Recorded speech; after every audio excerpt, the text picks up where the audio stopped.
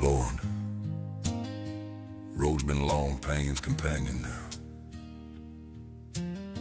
Ain't asking you to take it.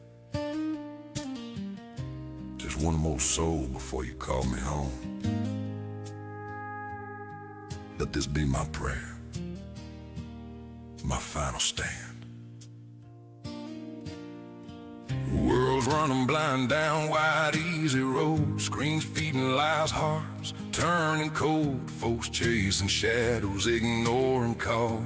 Lost in noise, empires fall. Carry ache deep in bones, won't beg ease, stand alone. Word burns, go make disciples still. One more lost sheep bending the wheel. Harvest plenty, workers few. Time slick and fast, what more can I do? Lord, allow me to bring you one more soul before you bring me home. Pain I feel, I will not ask you to heal. That's cross I carry alone. One more heart turned dark to light. One more name in your book tonight. If that's all left in broken fight, Lord, give me one more soul before you bring me home. Streets full wanderers searching peace. False hopes promised can't release. Churches whisper soft, afraid of offense. Souls slip away, bitter end. Feel weight, scar, tear, grace sustains doubt, fear. No complaining, faithful stand. One last witness. Weary hand, fields wide, ready, reaping. Let me lay my heart still beating. You said grace sufficient for me, power perfect. In weakness I see, most gladly thorns chains.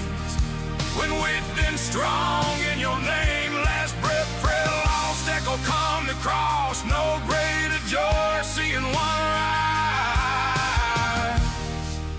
Redeemed blood under skies.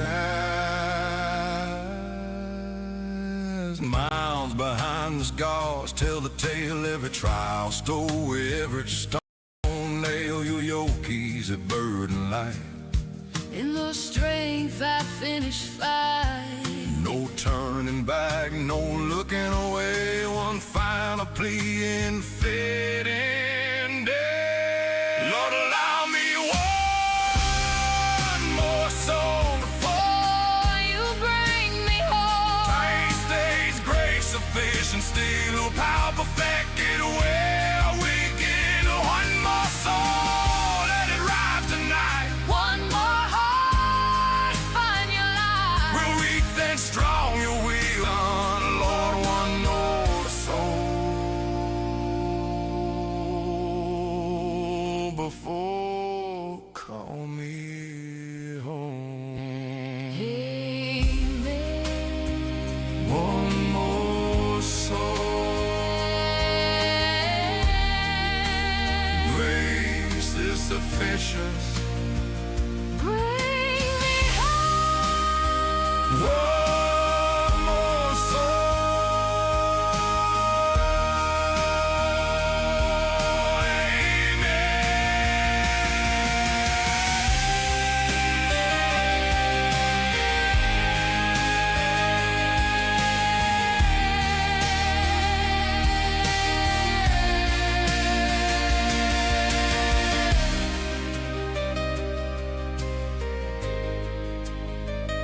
One more song.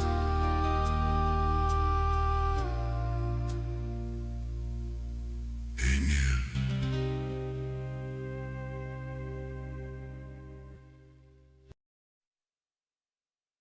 Hey folks, please, if you can hear me in chat, please let me know if there's anyone watching. um,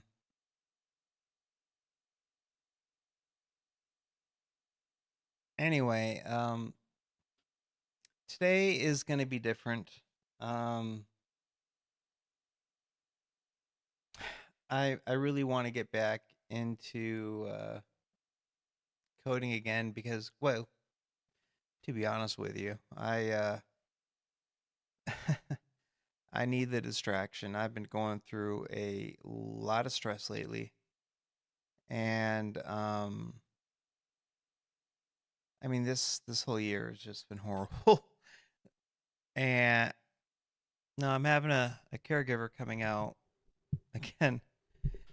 Um, she'll be here Tuesday, so she's leaving tomorrow.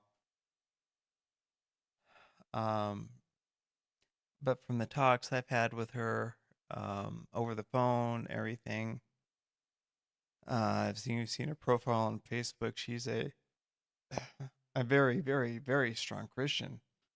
She can sing. I actually am thinking about seeing if she's interested in getting involved with the online ministry. Uh, that's how interesting this is. So I'm just waiting for that to happen. I really wanted to do this stream last night, but I've been having, as people know, just so many problems with my heart. I told you about how the other day, wasn't yesterday, it was the day before, I was in paying my utility bills and I just collapsed and refused to go to the hospital. And I was just feeling horrible the rest of the night. And I've been feeling horrible. So the next day I woke up, incredible pain. The only way I could stop the pain was to, hey, Hope, my cat Hope just jumped on my lap. The only way I could stop the pain is literally laying torso down on the floor. So,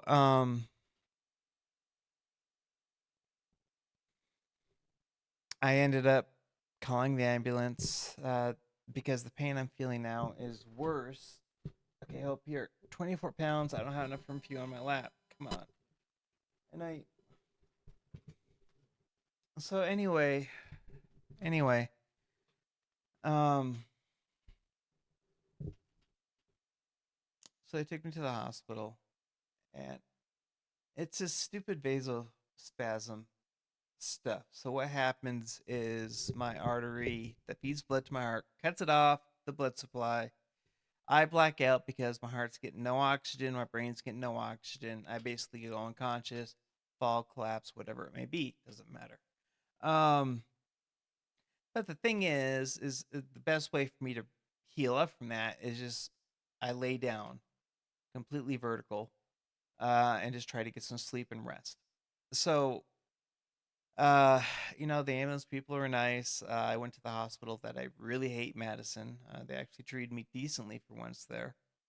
Um,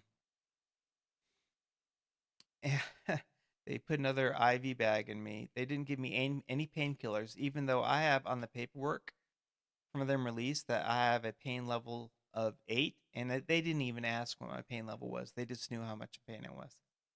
So I got home and I was tired. So sorry guys, I just couldn't stream. I didn't get home until like 4:30. I went in around 11. It was a long day. And then I found out today, because I was out of it all last night. I found out today, waking up, that I have 3 cats. One of the cats' name is Easter, and she's just a lover. I mean, she's, as far as cats go, she's not the smartest, but she will just love and love and love and love on you.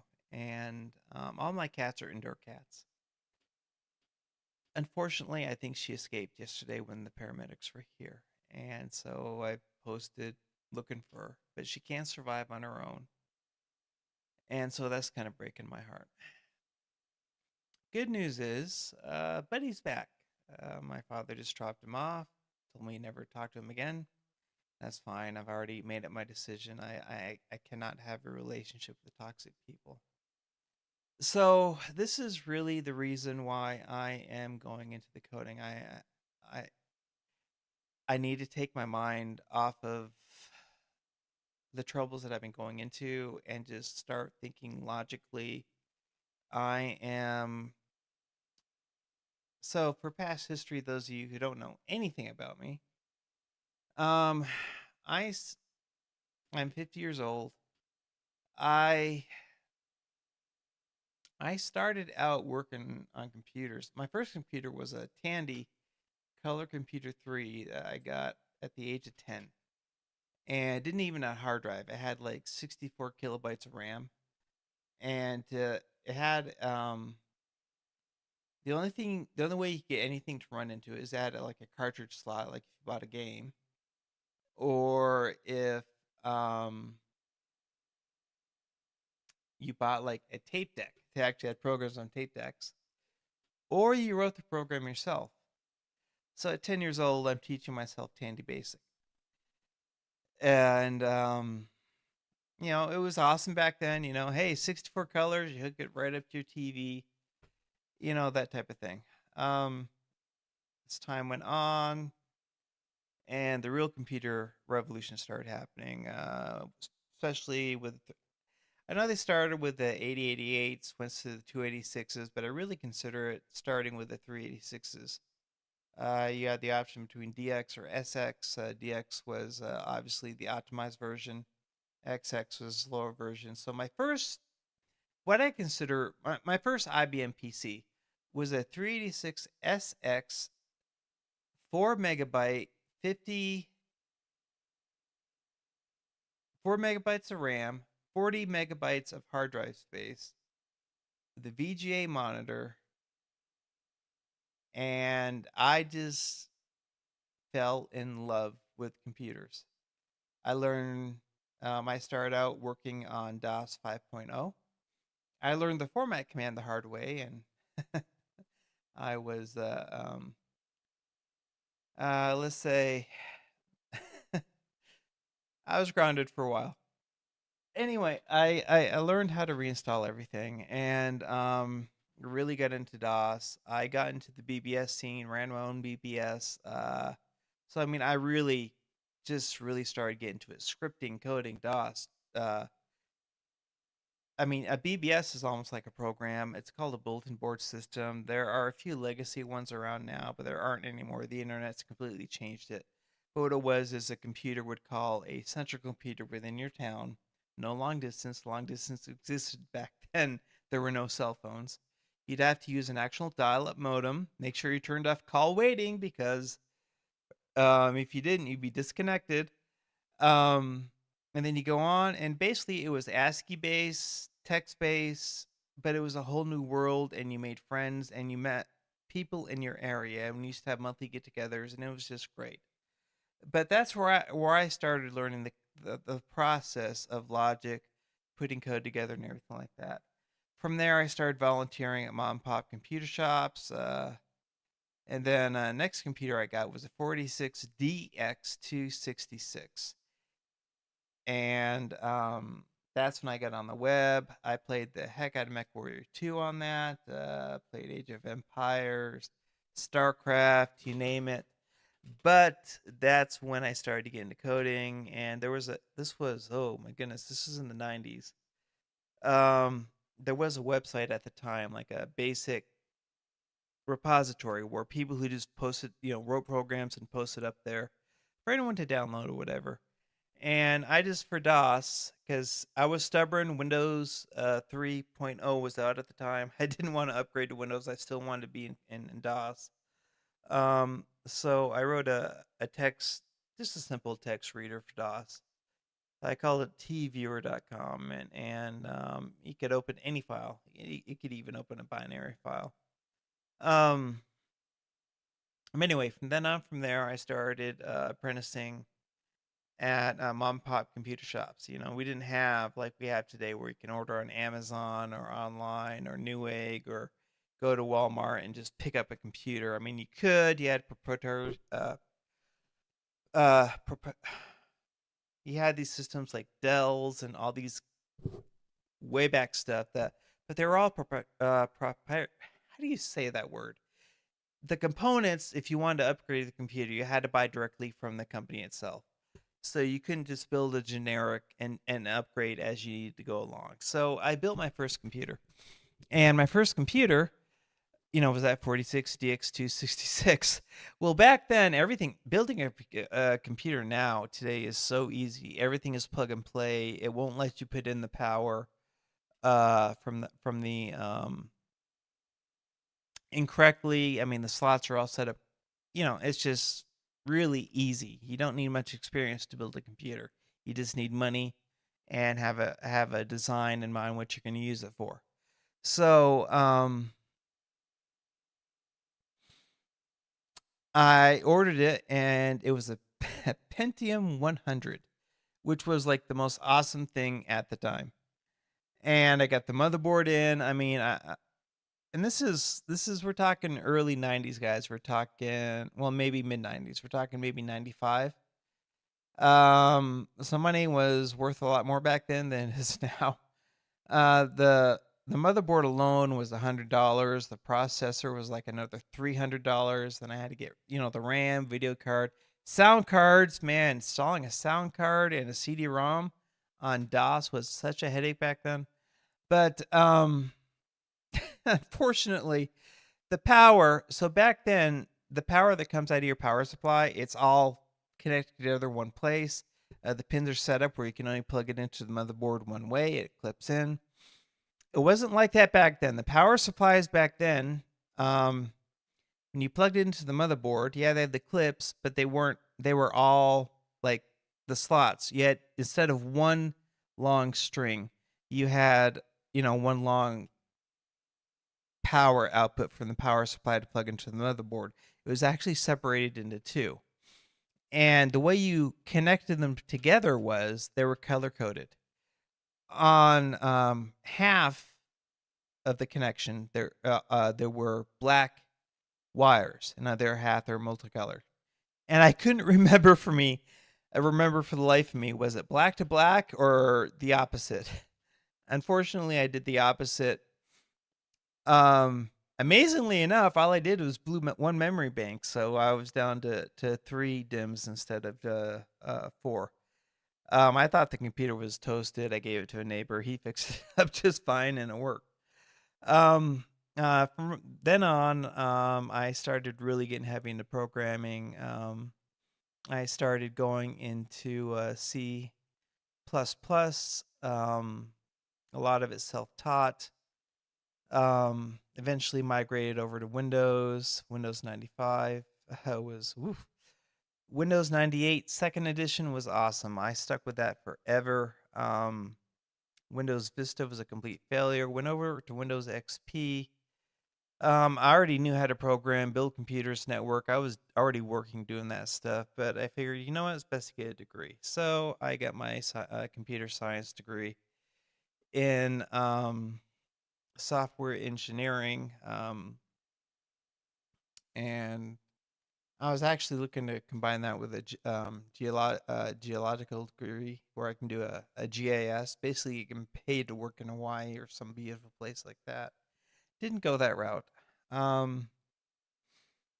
Went through some hard trials. 2010, went back to school, get an English major.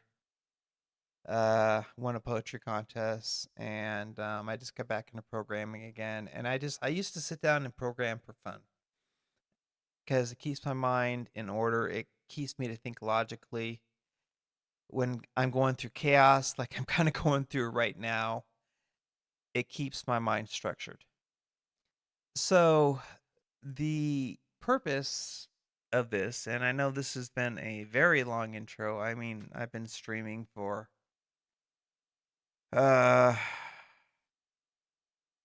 minutes now, so I'll put a link saying, the starts in 20 minutes. But the thing is, I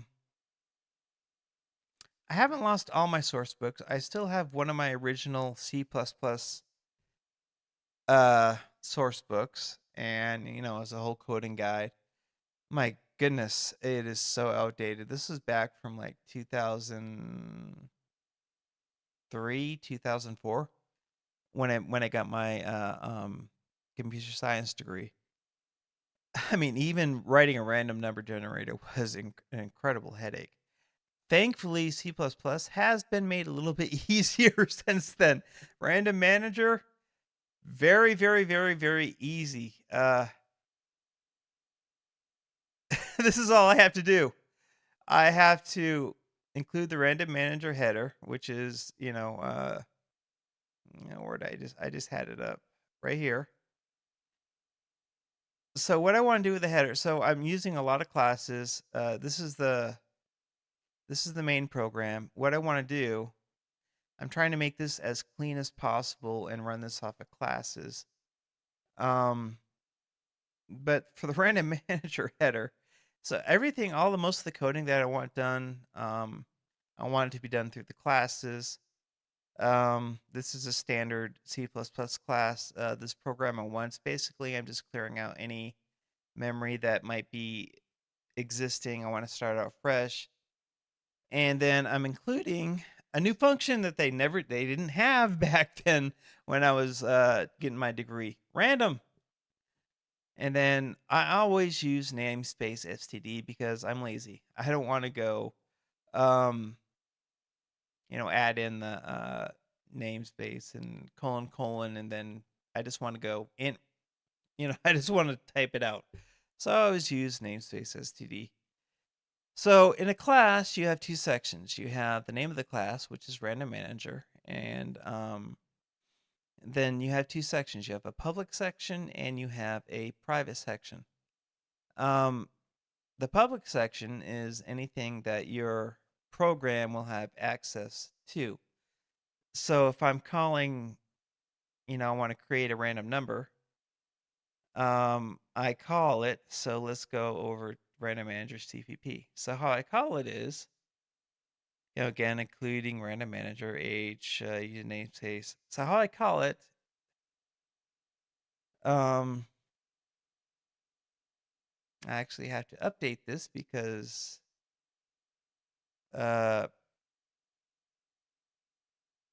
no, this is the right command. So random manager.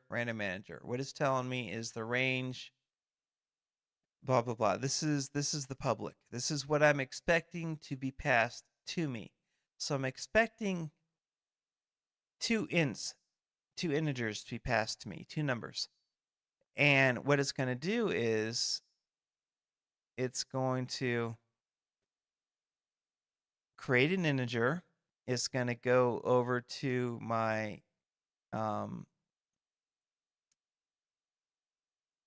this is the header. It's going to create the integer.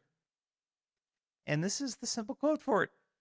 Guys, I literally had to write like 10 lines of code or less just to get a simple random number.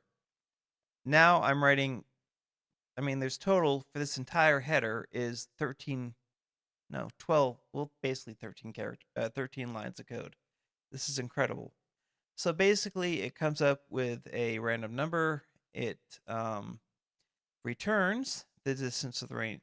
It returns the integer distant range. So what it basically is, the distance, way set up is uniform int distribution, int number. So what you're doing is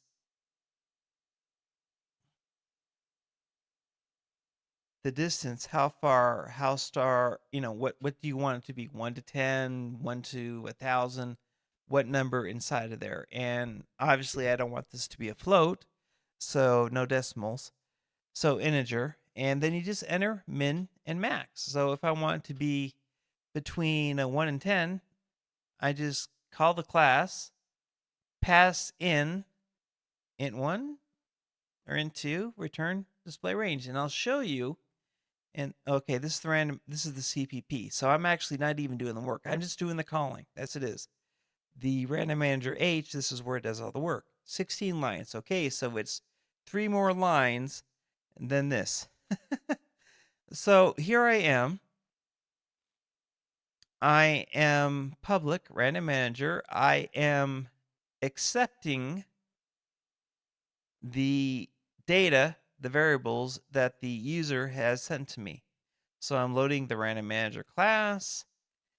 I am rolling the two variables that were sent to me as an integer. And then in the private, these are the two commands that you need. Random device, random. Then MT1973. I'm still learning this. This is completely layout, memory layout, range. Anyway, that's all it is. And so when you run it, it'll generate that number. So what I've done, just doing with the random generator, is I've actually, how do I say this? I've actually solved basically what's probably going to be the biggest issue with this program. Because now whenever I need to generate a random number, all I got to do is call this class. It'll return it. I can call it from other classes. I can create some functions down here. I am going to have to create some functions in my main, obviously. You can already include, I got the IO stream. I always include IO stream. That's the first thing. File system, so I can save and also check to see if this is a new game, if there's any save files at all whatsoever. This save manager, that's what I'm currently working on right now. Part of working on random manager, and I actually need to include a new header file because I'm working on a new class, which is the character creator class. So I'm going to, and guys, I've got a broken left hand. I mean, it's kind of partially healed up, but my typing's not perfect. That's why. So it's just a simple include. And since it's a custom class, I'm putting parentheses around it. And it's, now remember, C++ is case sensitive. And whenever you create a class, I always try to uppercase, like, random manager, save manager. I always try to uppercase the first letter in those two words. It's just simple, basic programming etiquette. So I'm going to include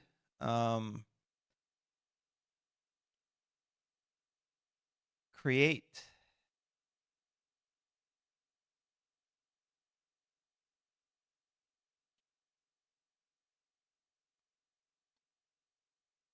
character.h, and okay. Now after these, what's important to remember, do not include semicolons.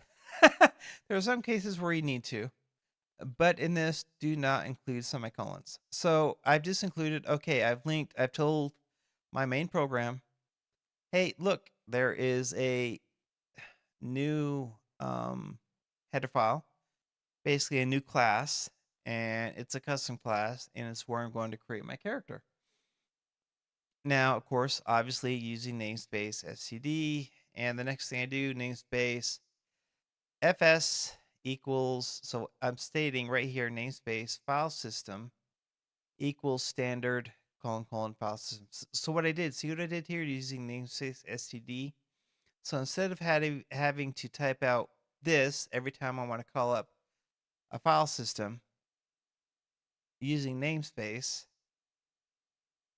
I just got to use fs. So one trick to coding, the lazier you can do it, the better. So so that's basically what I'm doing there. So you start off, you have to have a main, int main. That's where the program really starts.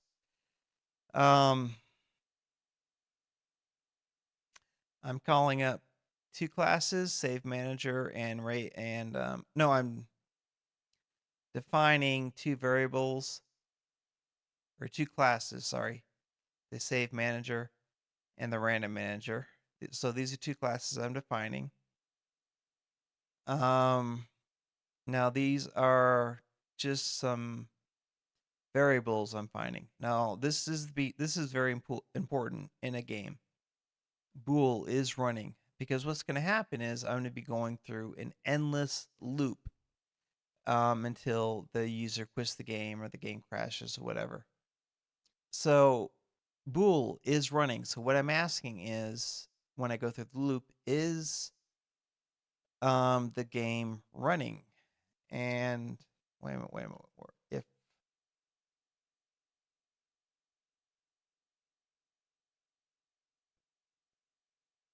where did I?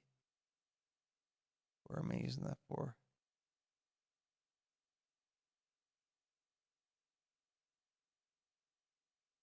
Okay, that bool is running. Things are coming back to memory now. It needs to be set to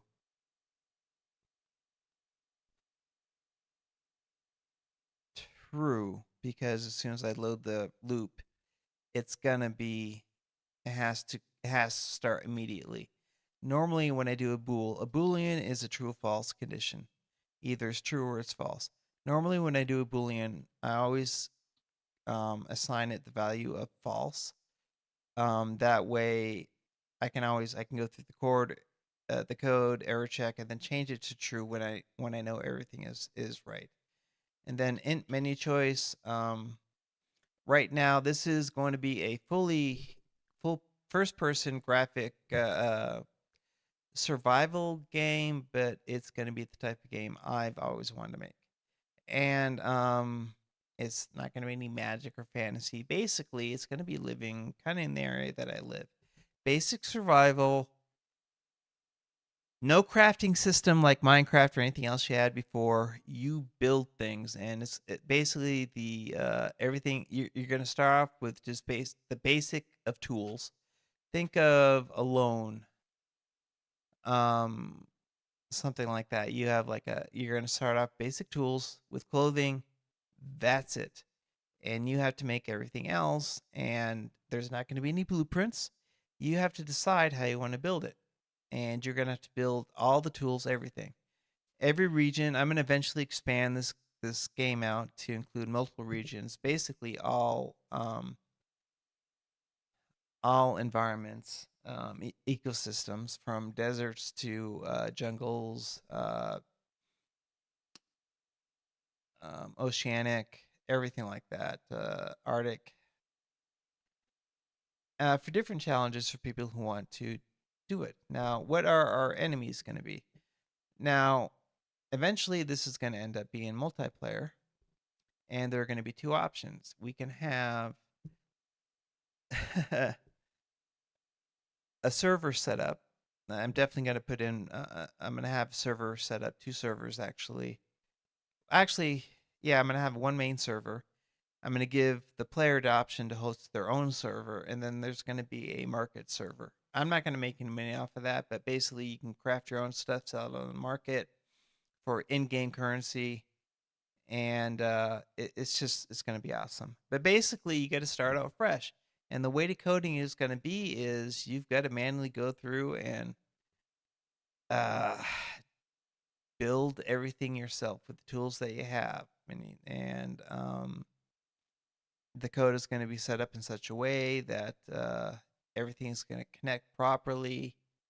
Um, the dangers, of course, are going to be weather, um, natural animals. So where I live, I'm about an hour south of Yellowstone National Park. So we have black bear, grizzly, brown bear. We have dire wolves. We have cougar. We have of course rattlesnakes, and a lot of we have moose. You have no moose, especially a mother moose with a calf. Ooh, dangerous, dangerous. And then rutting season, dangerous. So, but you also have to hunt to eat, and I'm also going to put in abilities such as trapping and everything like that. This game is going to take me a long time to make. Um, all of the programming, all the coding I've ever done in my career has basically been background. So I never really had to worry about graphics too much. I mean, I did basic ASCII and really early pixel graphics when I first started out, but I was more drawn towards the actual logic, the actual code, the databases, and all that kind of stuff.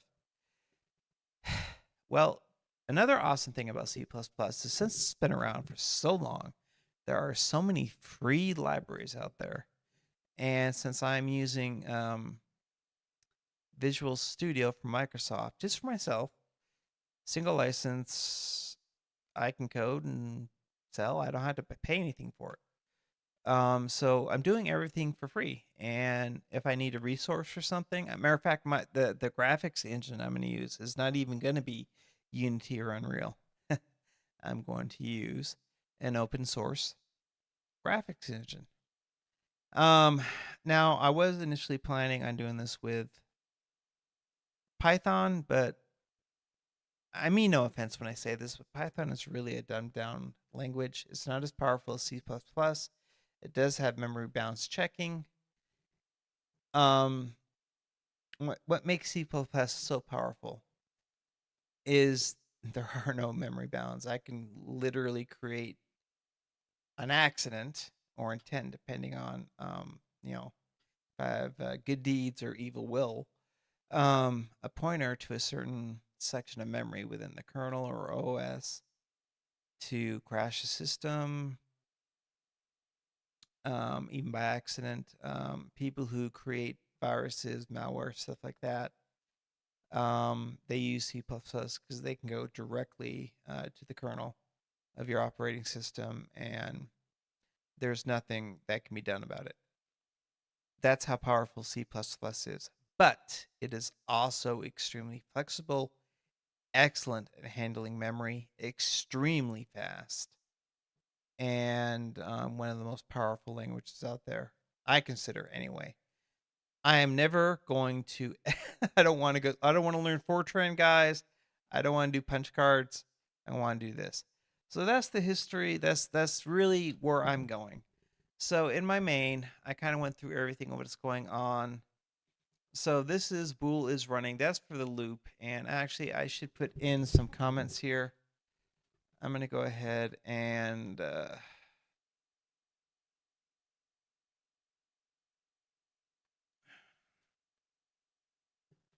so in C++, when you want to start a comment, you have two ways. You can either put 2 forward slashes, or you can do what I'm doing right here. So I can't spell, so just ignore me. Initializing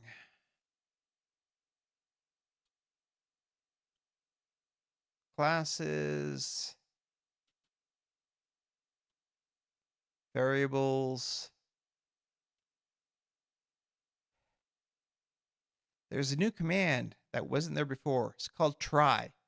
I don't know if that was a user-generated class they integrated now, but oh, it is so awesome. So instead of having to write all this extra code of having to go to change directories and look for a certain file name or an extension, all I have to do is create a function called try. And within this function, I go to the found save. Okay, so equals save manager dot has save files. So save manager h has save files. So what I'm looking through here is where is it? Save manager. Okay, so this is where I'm going. So save manager. So this is the code. I am looking for if a file exists. That's all I'm doing. That's all I'm doing. But to call it is so easy now. All I got to do is say found save equals save manager. If it returns, now I just do a loop. If I didn't find a save, that's what the exclamation mark means. See out. Now I'm starting out. I'm starting with the menu and everything like that with just plain text, and I'm going to convert everything over to graphics earlier. But just like down here where I have a switch for all this, I have it's called stub functions. They're just placeholders. But look, if it hasn't found the save, it knows that either there are no save games, no one's played this game before, whatever. This is the menu it'll show up. I've actually got a few more ideas to add in here. But get the menu choice, Loading up a switch. I like switches nested within ifs. They're really easy because you don't have to do major error checking. The syntax to it is very easy. Switch, menu choice. So that's the name of the switch case statement. Starts off here, case 1. You just case number 1, 2, 3, 4 until default, which means you've gone through all the options. And what you do is you just see out whatever you want to play. /n just means new line. So it's just, it'll look like a new line. Then make sure you hit break. Do that for each of the cases. Case 4, if you want to leave, quit, you just return 0. That automatically ends the program. And then default is basically if anyone hits any character, number, whatever, that is not listed in the cases, it'll return a valid option. And then put the break in, and I'm gonna have to, that right now it breaks the menu, I think. I'm not sure. I might bring the switch back up. It's been a while, guys. It's been like 18 years since I've coded, so I'm trying to remember all this stuff. It might just bring back the menu again. I think that's why, yeah, that's what it does.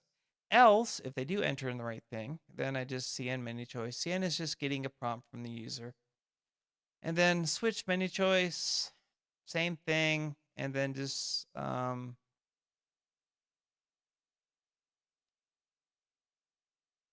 the menu, if you notice, has changed a little bit. Load save game. And then this right here is really, really, really awesome. This is a new thing, or at least something that I didn't have to mess with much. Catch. It's a constant. File system error, and error. So basically what I'm looking for is file system error. So basically at the end, if there is an error in my code, it'll inform me and it'll tell me what the error is, and then I can go back in. So I'll do that. And so basically cn ignore, I want to clear memory. Cn get, that way I can get in the whatever option the user chooses, and return 0. Right now I've got it down to return 0 because this is the end of the program. I mean, this is just the beginning. But the logic flow that I'm going through here right now is from the main, all I want to do is call classes and use as minimum the amount of functions as possible. I want the classes to do all the work. That way they should unload from memory after I've done it. So I'm trying to avoid one of the biggest things that Unity does, and a lot of other engines, is create memory leaks. So I don't want to do that. Memory leaks are not fun. It slows down your computer. You got to save your game, restart it. It's just a pain in the butt. But that's how I'm going about. That's my programming method. Now, prior to doing all of this, I can't show you, but I drew out on a long sheet of paper a flow chart of how everything is going to go. And so basically what I'm doing is I'm just following that flow chart. So what I have to do now is, the first thing I'm doing is, so we go back to main CPP, right? And I'm looking at the first menu and seeing if they found a save menu. And basically it's no, they couldn't find a save game. So what's the first option? Start a new game. So what's the first thing you gotta do in starting a new game? Well, one of the things you have to do is create a character. That's in addition to all the world generation and everything else that'll come up later. But what I'm going to do is start a new game. I am going to have the player start creating the character itself. Now, again, clearing the memory. I want to make sure everything's clean, including random manager H, because that's the header file for the actual or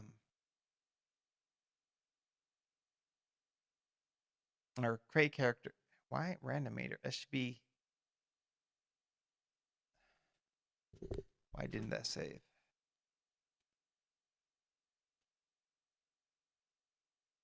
Create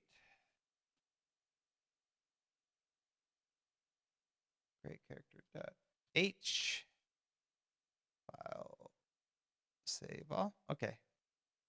Using namespace. So here is the header file. The header file, think of it as kind of like a declaration, kind of you're telling your class what to expect. And so it's going to expect a string.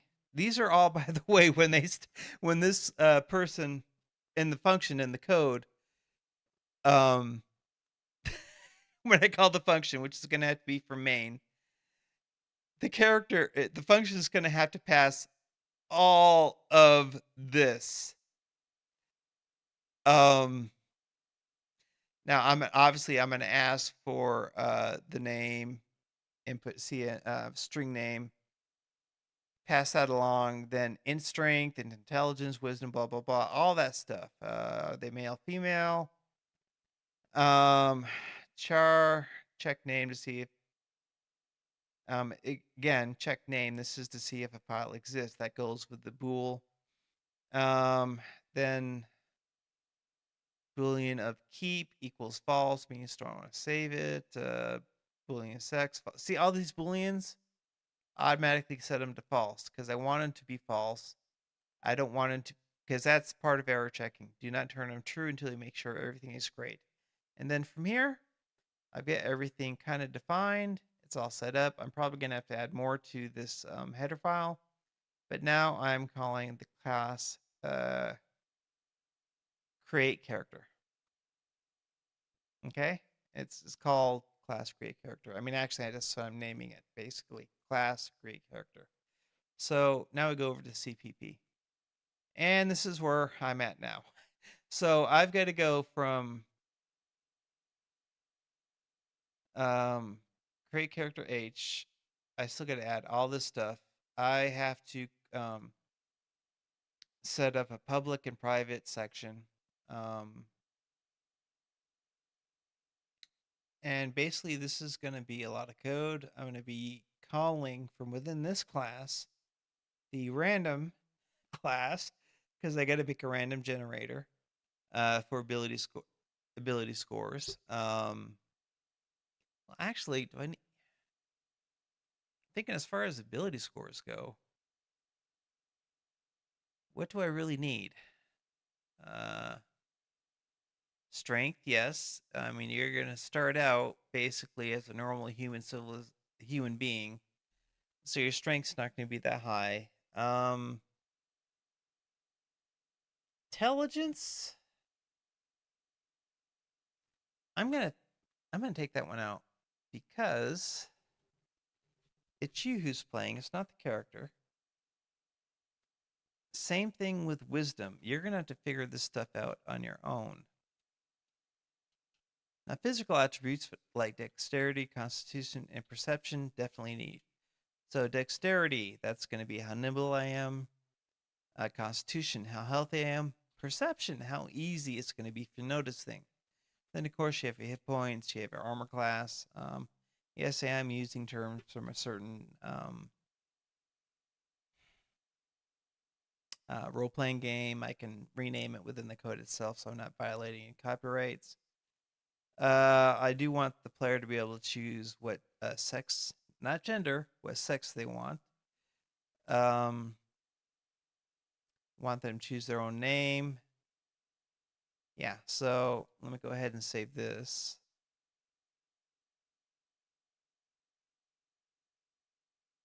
So each one of these for the strength, every one of these, I've got to create a private function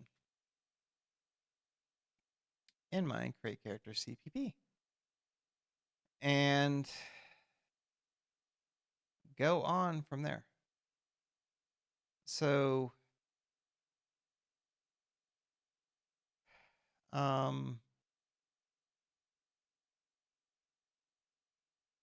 that's going to be a lot of work. And I'm wondering if I need to, how well can this be seen? I think I need to enlarge it so you can see the code a lot better. Hold on, give me a second here. Do that though, and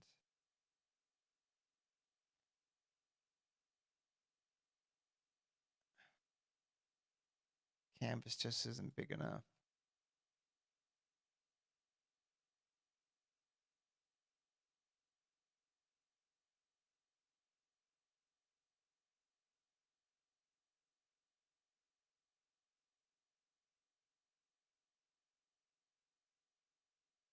So hopefully you can read that. So the problem is this. I've been using a lot of AI for reminders, just basically for AI prompts.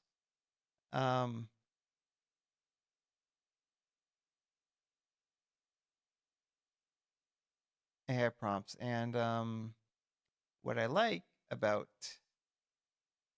this is they have,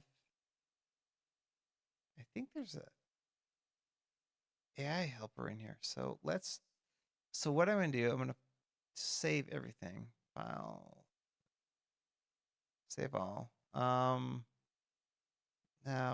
local window, no. I don't want that, don't want that. I'm still learning, I don't want to build, Oh gosh, and it's debugging. So let's go through main, random, CPP. It's looking for all the errors, generating code. So, I mean, the game adventure literally exists. I could run. Here's the code. There we go. And start a new. So all that coding that I was telling you about, this is when I was checking to find, if that file exists in that class, there's no saved file or anything like that. So instead of load a game, I start up with set a game. I'm also going to put in settings menu so people can adjust their whatever they want. And multiplayer. The engine's going to automatically adjust to your graphics system. I've got to figure out a good collision system. But anyway, I'm going to quit out of this. And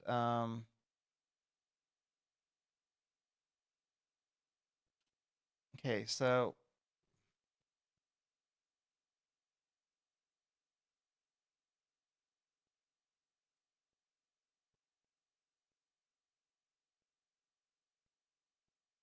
okay, good.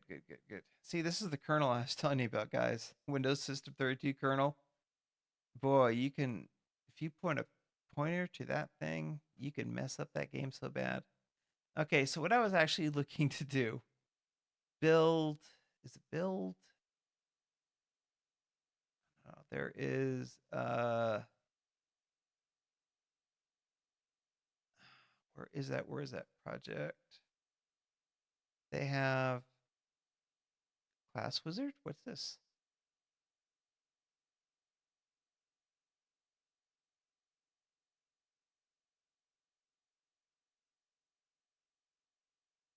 Oh, base class, class decoration, class age, class research. Whoa. I can literally create classes from here and set everything up, messages, virtual functions, member variables, methods. I don't even have to go through. Whoa. Dude, guys, get Visual Studio. I've been using Dev C++ for years.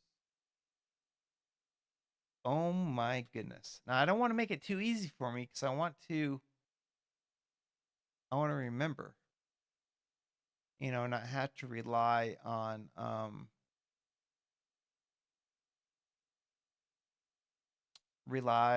IDEs. Let's do code cleanup.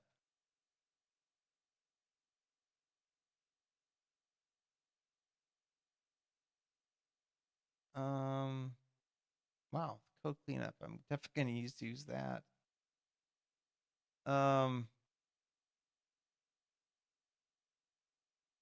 Look at all these connected services I can add. Ooh, SQL Server database. I'm going to be using that.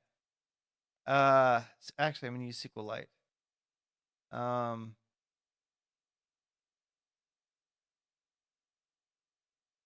I've used SQL quite a bit, so I'm pretty good with that.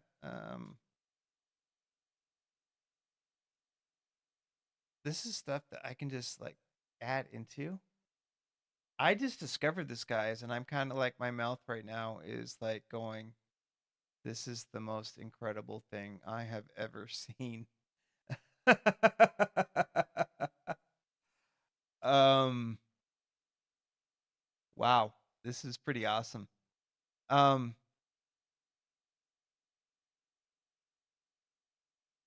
that is awesome. Okay. Well, anyway, I know there's no errors in my code. My code is definitely incomplete. Yeah, main, then random manager. It's just showing going to the classes, all that. I don't want that, so let's get rid of this solution explorer for now. It takes a little while. I'm streaming and coding at the same time, and even though I've got a pretty powerful computer, it's going through a lot. Okay. Help, help, help. I need what I'm looking for, because I can't remember, is I'm looking for the syntax definitions. Uh, and there's supposed to be an AI agent in here that, how do I do this? How do I do this? How do I do this? Okay, I don't want output. I want, oh, how do I get there?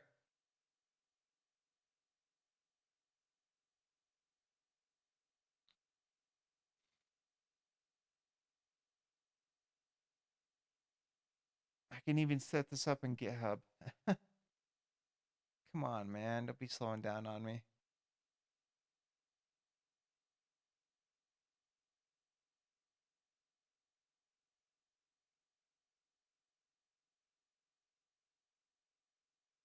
This just isn't working right now for some reason. Let me close down all unnecessary files.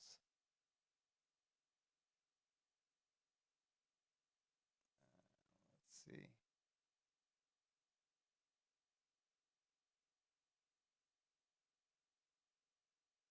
Let's close. I don't know why the new version of Wondershare Filmora is always constantly running in the background when you get it loaded anyway. End that process. I'm going to end the process for my webcam because I don't need that right now. And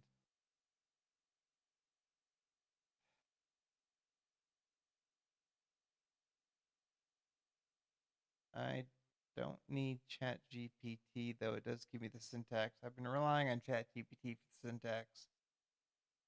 Okay, but I know there's an AI in here. I found it before. That's what I'm looking for. Once I've done that, what's this?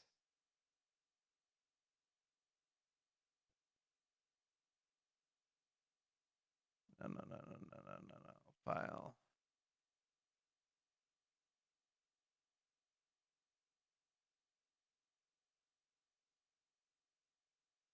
Edit view. Ah, man.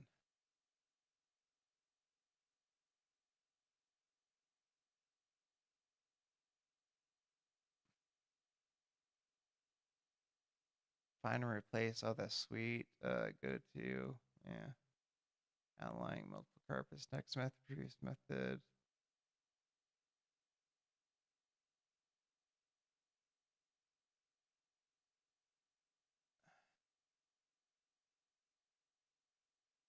Where is it? I can't remember the name.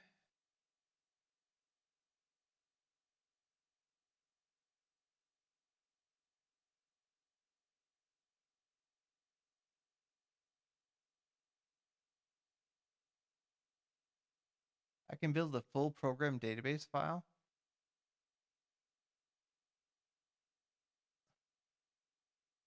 Wow, this is incredible. Jeez. Okay, debug. Wait, is it under tools? Tools. Get tools and features. Wait, connect server, close snippets manager. Is that it? Great graphic user. um,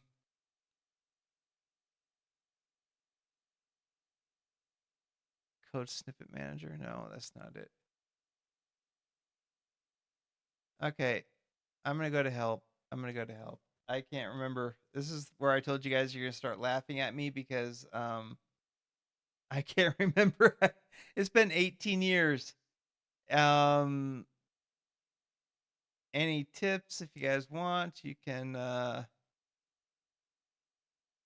type in the chat. You know C++, how to uh,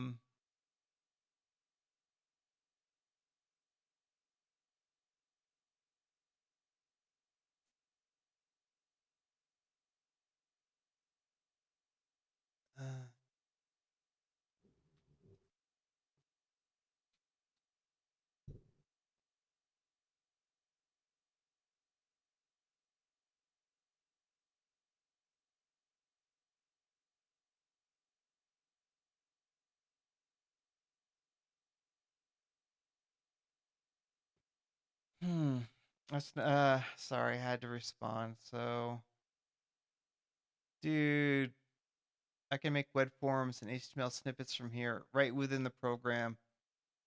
How sweet this is going to be. Oh, I'm literally discovering stuff in here that I never knew existed. You help getting started. Know what I need. I need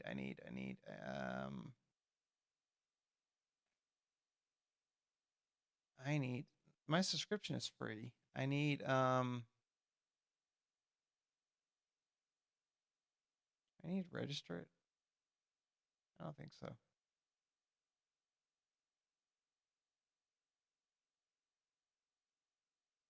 Well, I guess I'm gonna have to go back to ChatGPT to get the syntax for the class because I can't remember.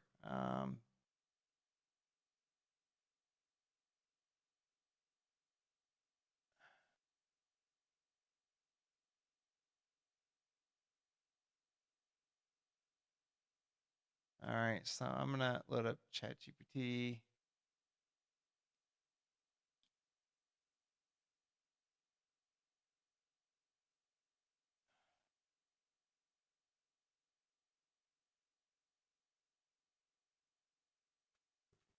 Okay, C++.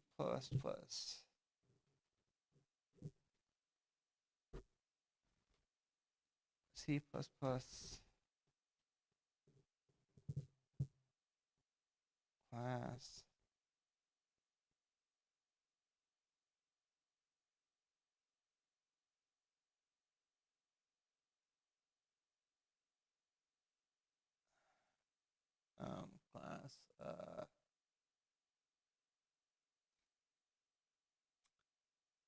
My brain is shutting down on me. I have had a really hard time. Syntax.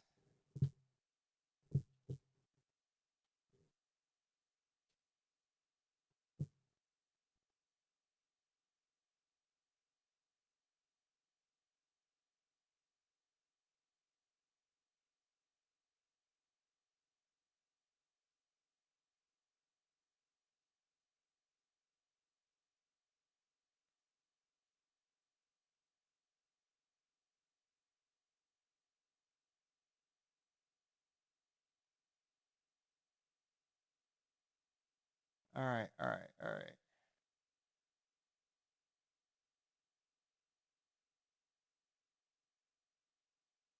Header example. Now, wait a minute. Now,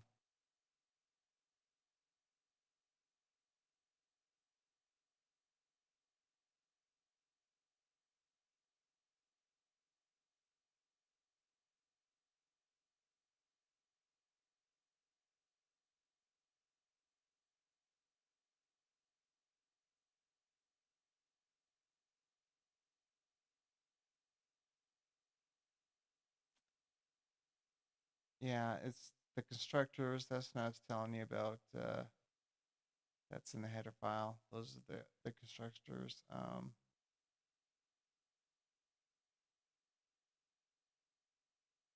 So basically,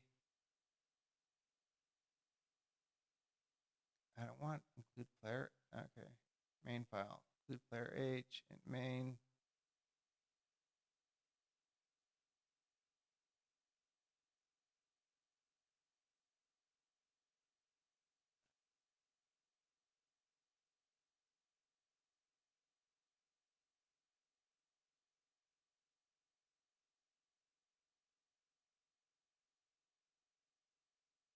Oh, okay, okay, okay. So it's just like I'm gonna just copy and paste just to show you. And you guys, honestly, please feel free to laugh at me. So basically, the declaration is like that. So the class, I'm naming the class right here, which is class create character. I don't remember. Let's see. In the random manager, did I put that in? Yeah, random manager, colon, random manager. Wait a minute. Let's do another save manager. Class save manager. Yeah, so I'm just calling the class. So class create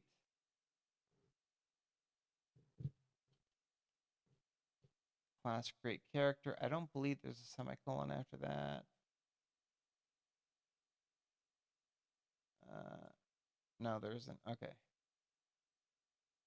Okay, class create character. Now private. Now this is everything that the main program will not have access to. Public is everything I'm going to return to the player.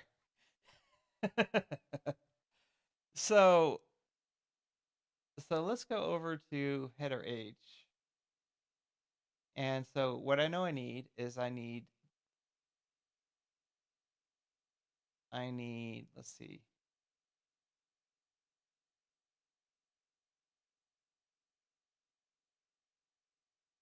I'm also going to need like random. Let's see if that's in there.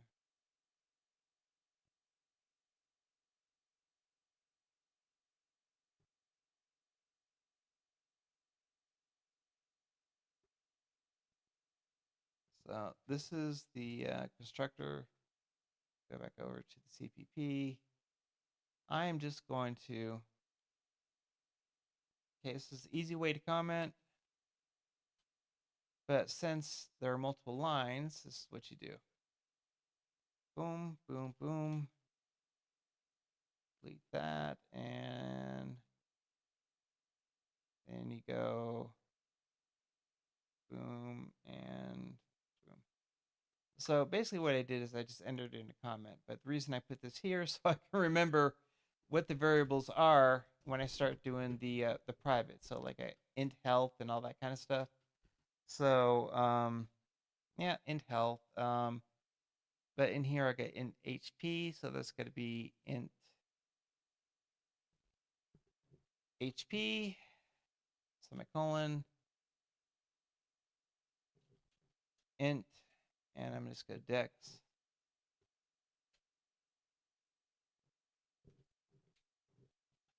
int dex int constitution. All I'm doing is just setting them up. There's the way C++ works is when you initialize a variable, it'll put some random data in there. It's actually a created variable. But right now, if I printed out like C out HP, I don't know what I would see. Normally people would do, like, if you have something in mind, you could go in HP equals 10. So I already have a value assigned to it. But in this case, I don't need to have any values assigned. That's going to happen later. So let's go back over. Always indent, guys. Always, always, always indent. And the last one is perception. So I'm going to call this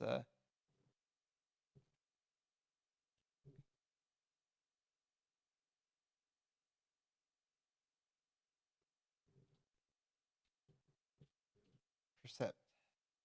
And I might want to make that. I'm going to make perception, perception, perception. Yeah, I'm going to make that an int. So also need, okay, AC. I'm going to call it defense. So I got strength.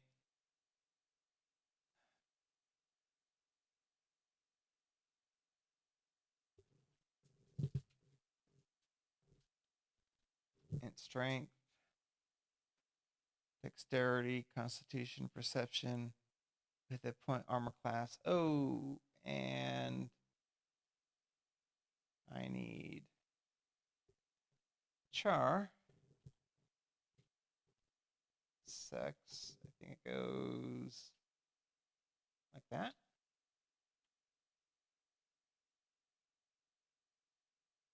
Because I just need M or F, male or female. Sorry, guys, I am not woke.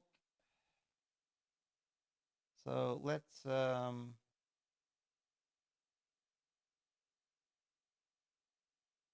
save all we got right now. But for each one of these, I have to write a function. Now in the public, so what's going to happen is I am expecting in this order to be passed over to me from my header file. Oh boy, I better copy and paste this into a text. This is the order everything has to be sent over to me. So in the header file, you know, we've got all of this, right?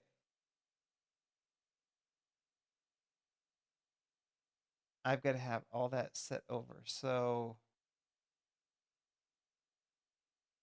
what it's going to look like, class creator. So when I go to random, I have to do it from here. Int random manager, no, main. So this is where I got to start doing the functions. Wait. Start a new game, see out, else one. Okay. And what's going to be neat is I can copy and paste this first one to both menu settings. So this is no longer a step function.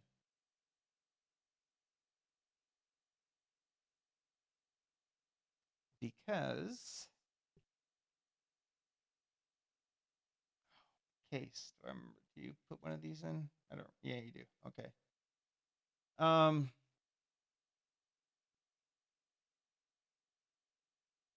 What I want to do is I want to call the class. How do you call the class again? You call the class by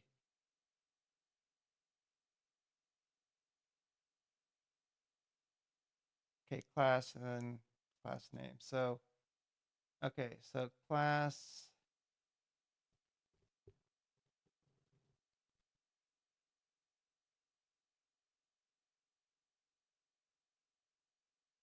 What am I do this? What do I do this? How do I, oh my gosh.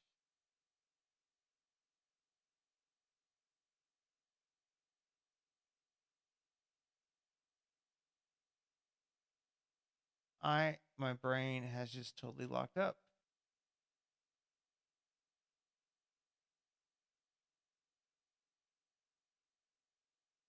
Okay, yeah, okay. It's gonna be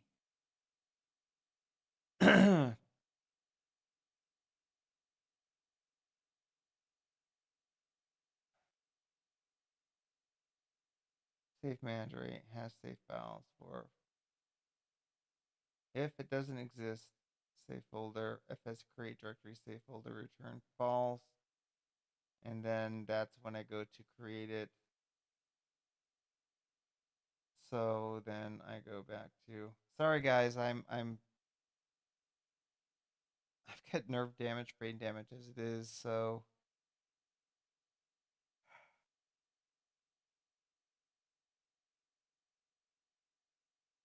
what I want to pass over into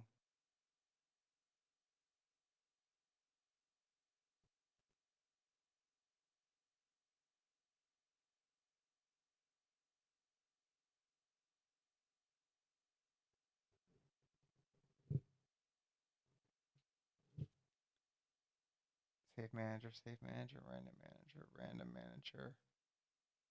And now I need a new one of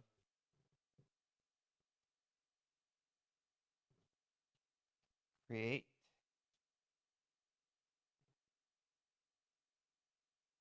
character.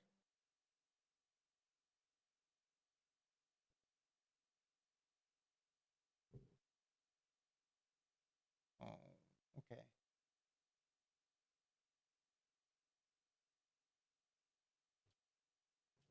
Still learning this ID here, guys.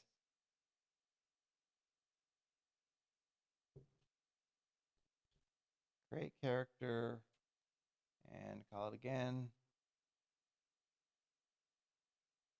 Oh, C++. If you're doing that, the first letter in the first word is always lowercase c. Or E-A-T-E. Create character. So I'm defining that. So that's a class. So I want to go to class 1. I want to go to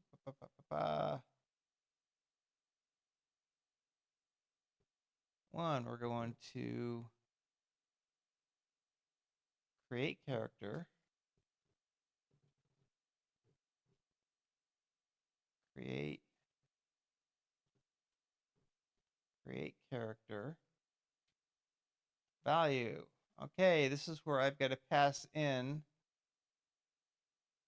all those changes that I made. Create character. Where am I? In main.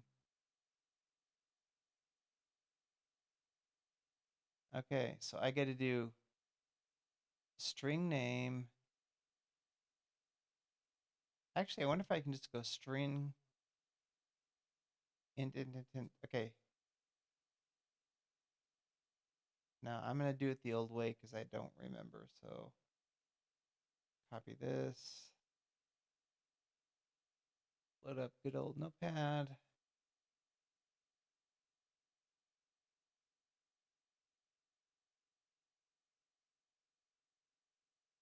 No. Load up notepad.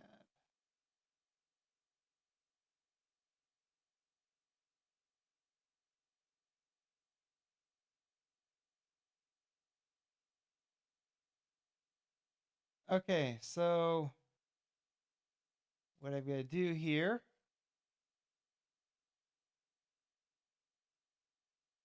is let's go back to main CPP. And I just said, okay, let's do the class. And now I've got to go in. Let's go. These are what I'm passing over to it. Or what I'm, yeah, so it'll be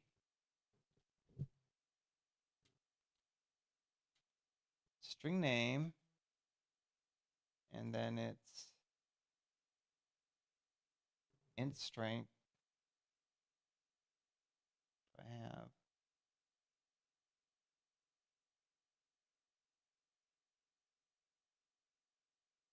yeah, okay.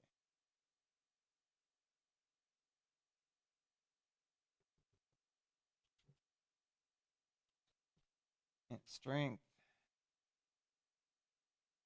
Okay. What's the issue? Missing or specified large attribute.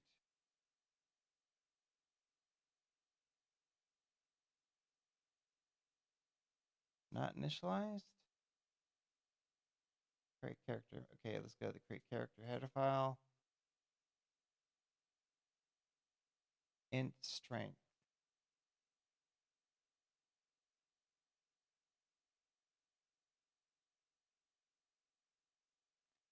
Int str. I gotta use this stuff. Damn it.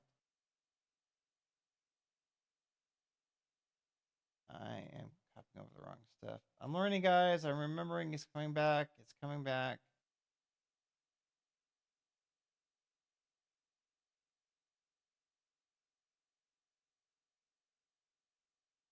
And I also forgot. Okay. It's coming back. Let's go back to main CP. I forgot that I have to use the how they're declared here, not how they're declared here. So I believe we'll find out. We'll find out. So okay, int str. Okay. Let's go ahead and build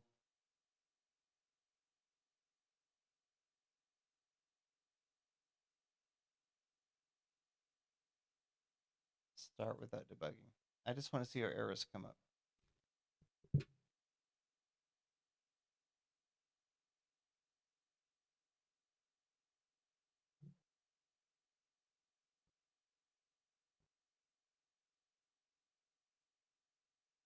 Would you like to continue in the last successful build? No.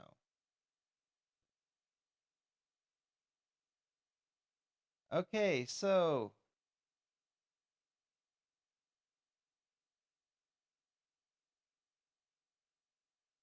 main CPP. So I gotta do standard string expected expression instead of type. So main CP 40. Okay. Standard string.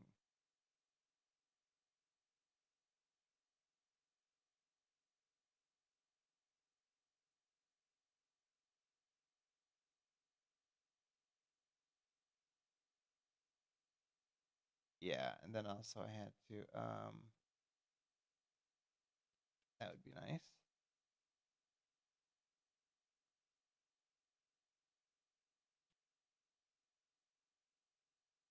Standard string. Create character string. Standard string. Expected an expression instead of type.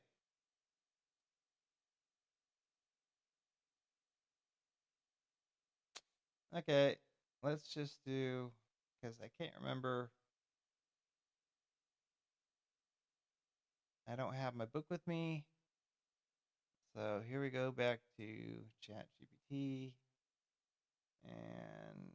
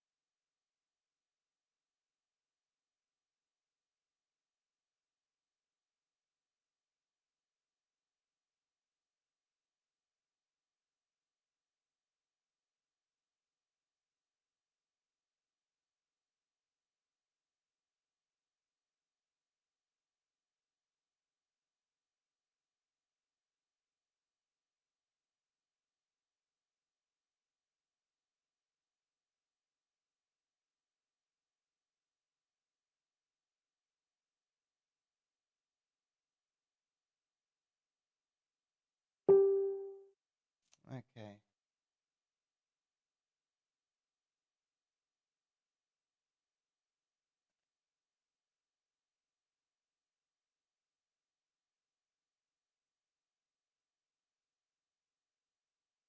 So what I actually, okay, so what it actually,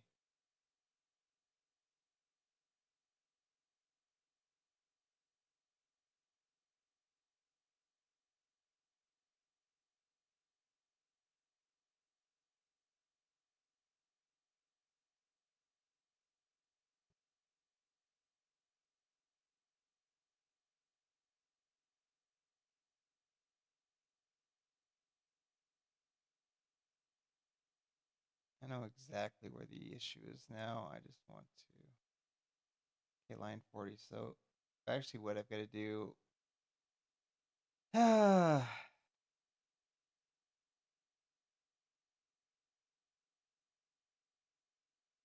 first of all, it's a function.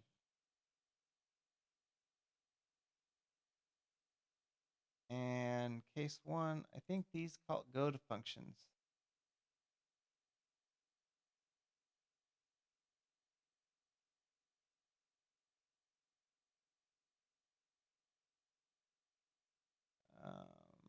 Crap. Anyway, the correct, oh man, it's been so long since I've done this. I've got to really paste. So what I'm doing is creating a void, which means it's not going to return a value. I don't need it to return a value because what it's going to end up doing is saving to a file. Create player, void create player. That is the class, okay? Int hit point.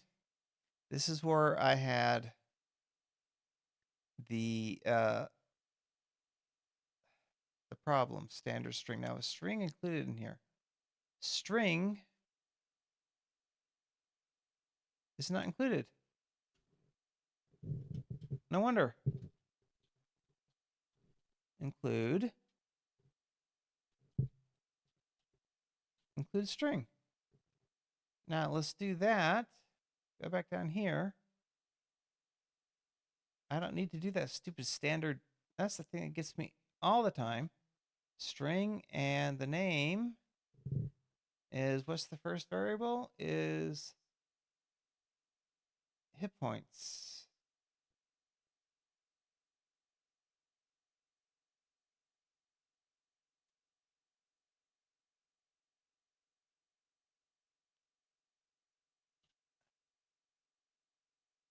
Now I've got one error, so let's save this. I want to find out where their error is.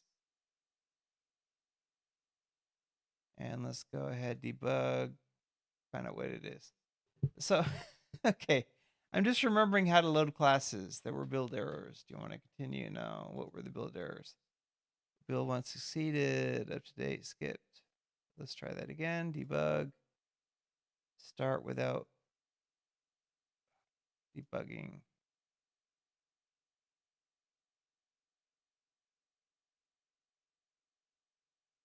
No.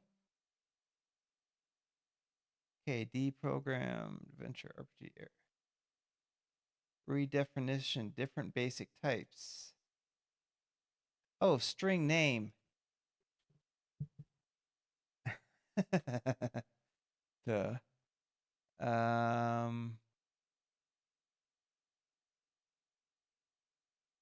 String name, character creator, age, string name. Okay, so string, and it has to be name.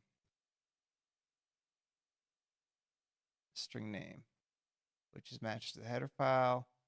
Saved all the problems, file. Save all. Okay. So, okay, I finally figured out at least how to get the remembering how to set up the classes again. This is going to be good because I got to do it for each one. So it's just going to force me to do this over and over again. Okay, so, but I still got to put in more because name is not the last one. String name. comma. Next one is going to be int. Okay, int.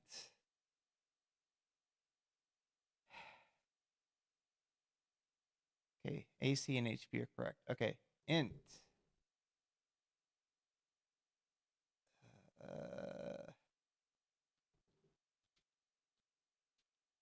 Int AC. Oh, int HP. Int AC.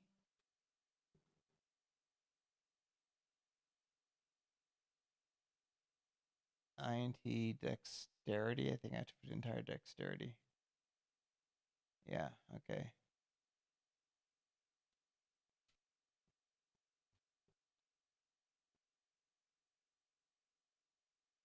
It is hard to type with a broken hand. Int dexterity. So far I get 2 errors. I'll just look at it later. I forget if I put semicolons here. I just need a semicolon.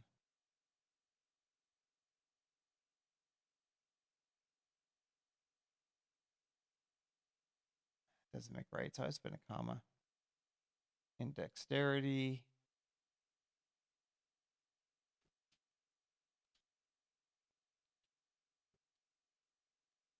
In constitution.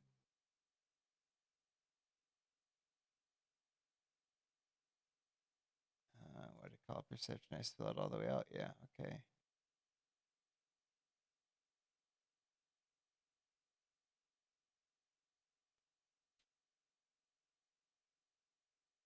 In perception. And then char sex.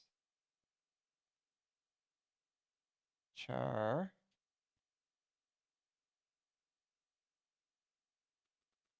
Okay, errors. Let's just say what I did already.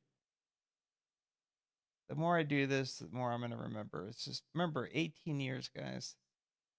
It's been 18 years. And I'm, of all things, coding.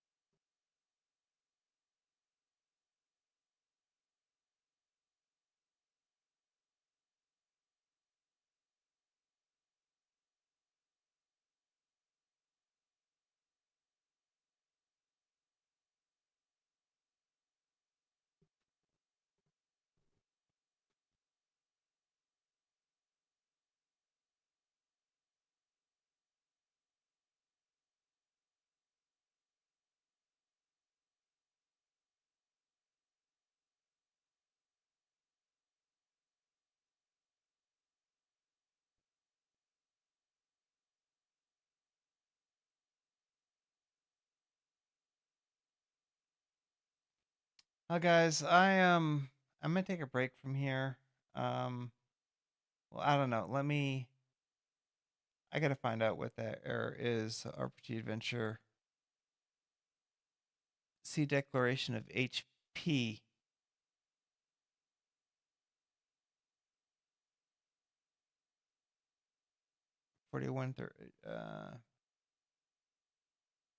See declaration of HP. Int HP. Int HP. What I do? Duplicate. Oh, because I already have. Okay, so that actually. What goes first? 8 hit points and armor class go first. Okay, so take that out. And then armor class goes next.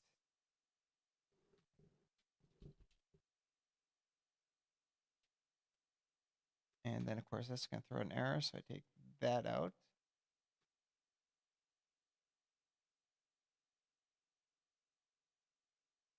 No issues. Okay, so yeah, basically, so what I'm doing is this is a function, guys. And then I gotta do that. So now what I've got to do is basically save all. So what I'm going to do is I'm going to take the values. I'm going to create everything here in the function of my int main. I have to do that, but I'm using the class to create everything. But what I have to do is I'm going to have to call the random name random manager. So I'll just do like random manager and just give it a name. Like I did up here, void create player. So I could do just like it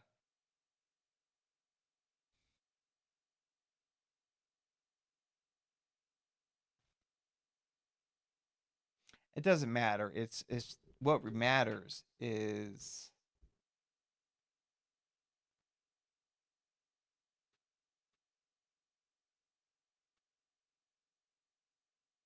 yeah, I follow along everything here. So basically I've got to create a function using the random class I created that basically creates all this, asks the character for his name, his or her name, character for his or her sex, and use the booleans for true false checks, ifs. So this is it's basically going to be I'm going to do a while loop, and then after I've done the while loop, then I've got to use my other class, which is save manager, and I've got to save all of that information into a file. Right now I'm going to use a simple text file. I think it's probably going to be a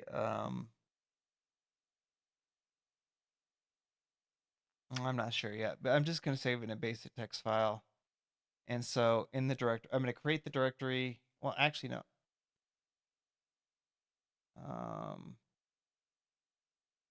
Character creator. Yeah, so public, this is everything that's going to be returned to the player. uh, wait a minute, no, public, private.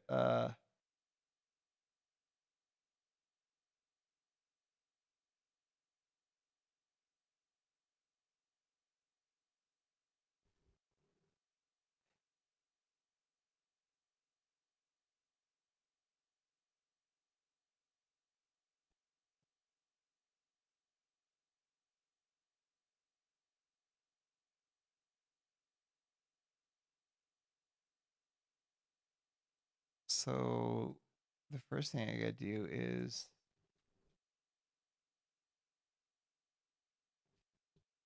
string. Oh, I got to include string.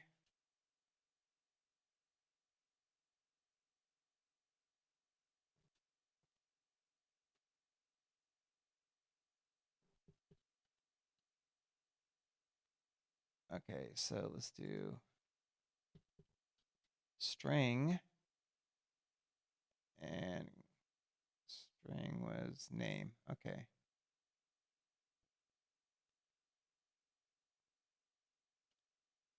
I got to make sure string name. The other thing I needed to pass was strength, dexterity, constitution, perception, hit point, armor class. Okay. I just had to add in the name. Okay. So that's private. Public, that's where I'm going to return everything. Okay. Let's file. Let's save all. Go back to main CPP. And so, yeah. So example. I'm gonna do one example. So I'm going to start with a cout statement.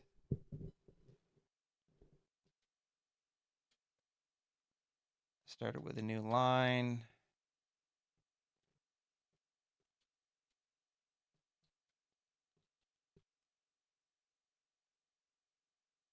Characters.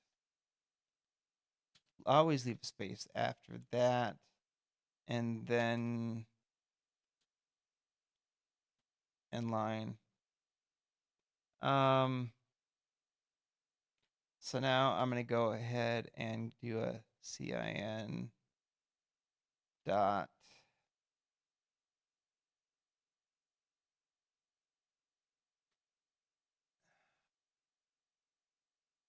it's CIN. I want to clear CIN. What is it? CIN. I can't remember.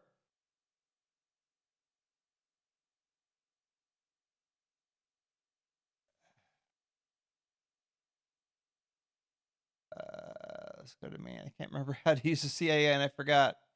I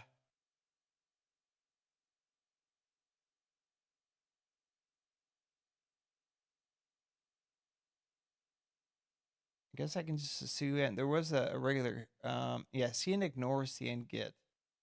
That's what I want. So CIN ignore. I'm not sure if I need to, I don't want to ignore this because I just chose a case. So I'm just going to do CIN get. Okay. The CIN dot get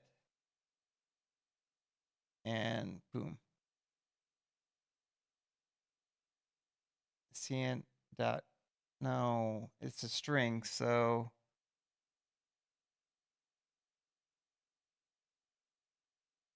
get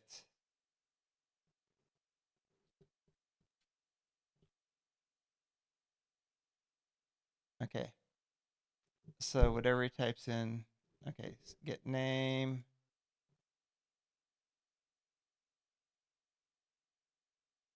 And then I'm gonna go see out, see out.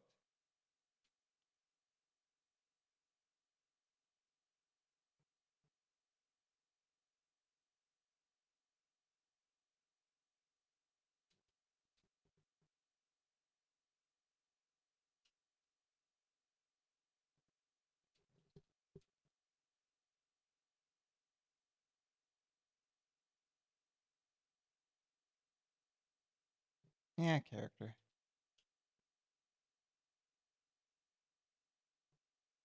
Let's do avatar. Okay.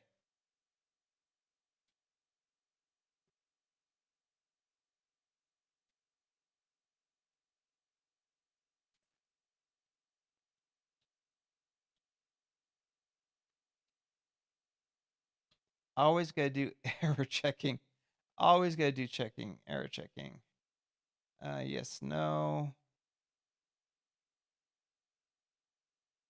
Okay. I don't want a new line here. So what I'm basically doing is, okay, so I said, I'm getting the name of the character. My spelling sucks, or typing sucks, whichever his name. Now getting in what the player puts in. Now I want to verify, is this the correct name? Yes, no. Now I have to go into a loop. So if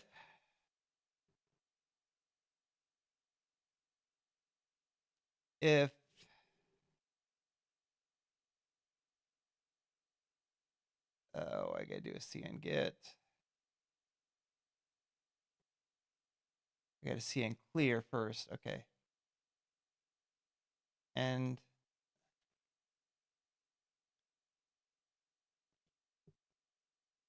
CIN.CLEAR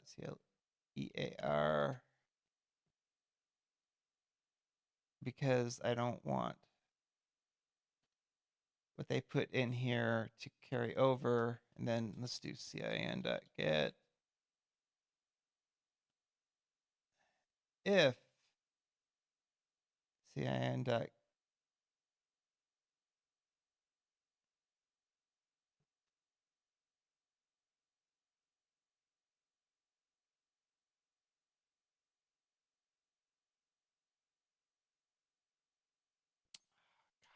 if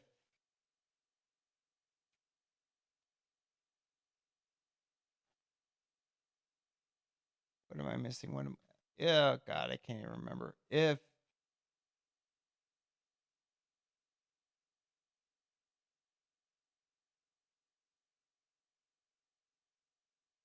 oh, to upper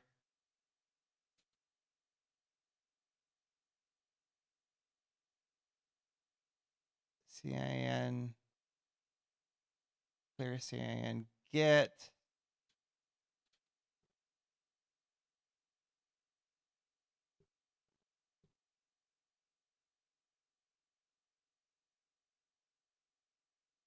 get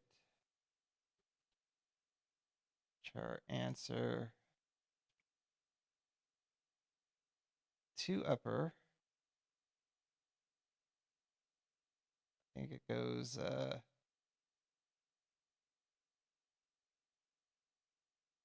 to upper and SWER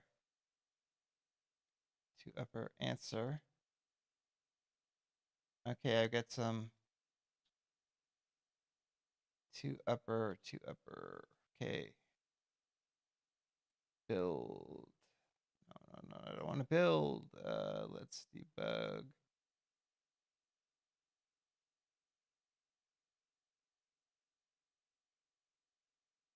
No. Okay. Type char unexpected. Okay, where we are. We're all in main CPP. Main CPP. Okay, it's in line 44, so it's all right here. Okay.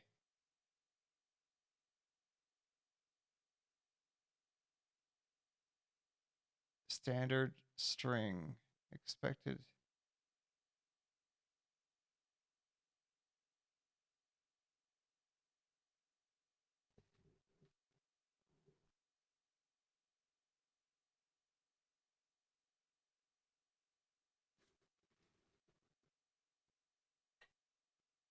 And I did standard.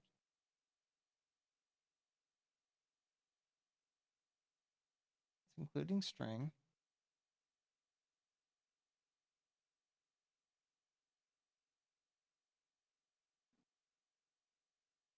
Oh, duh.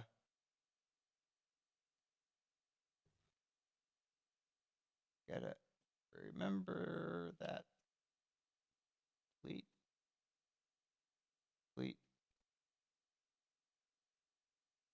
Okay, see, I can get string. Let's go ahead and debug and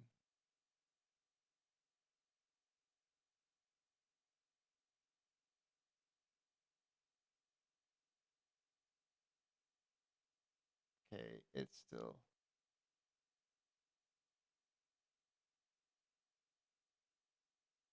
before constant. Where is the char? Where's the constant?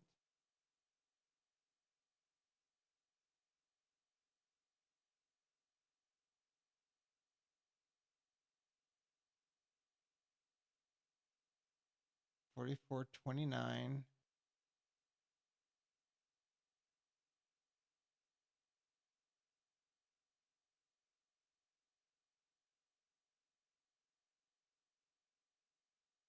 Okay, create player. So this is the issue.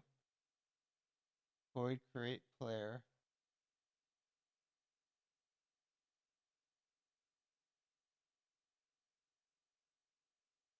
Let's do this.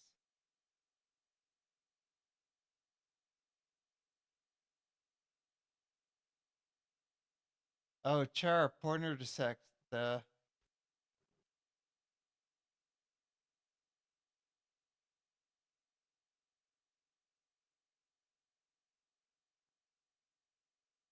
I cannot see the asterisk on my keyboard. Pointer.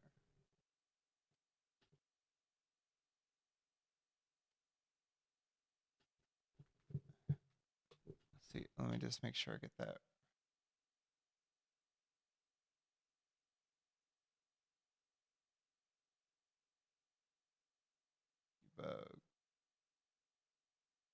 Oh man, 18 years and okay. So I'm still 44.29.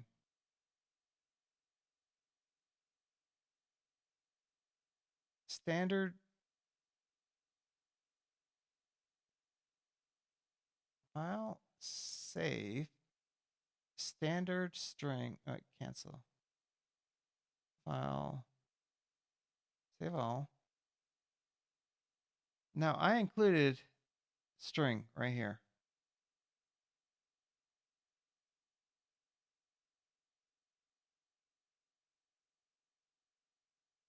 Yeah, you don't add any semicolons after that using namespace.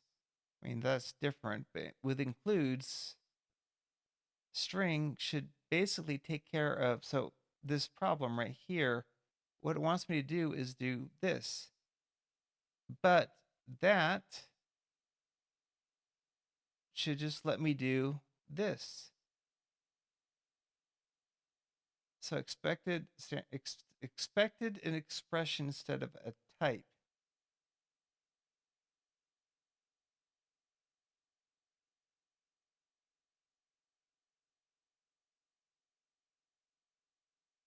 Okay, so on line 44.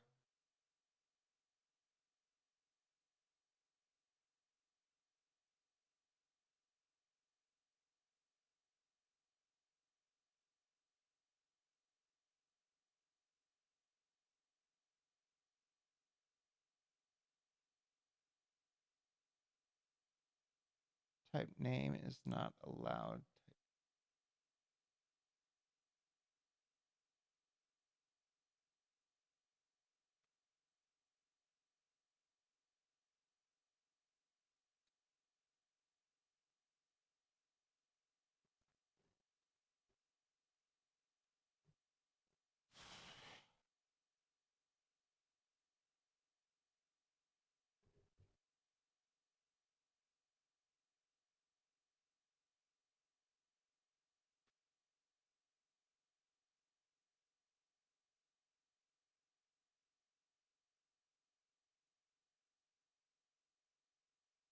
No, no, no. Cancel. Go back. Back. Where'd it go? Where'd it go? Code. File. What'd I do? Oh crap. File. Open.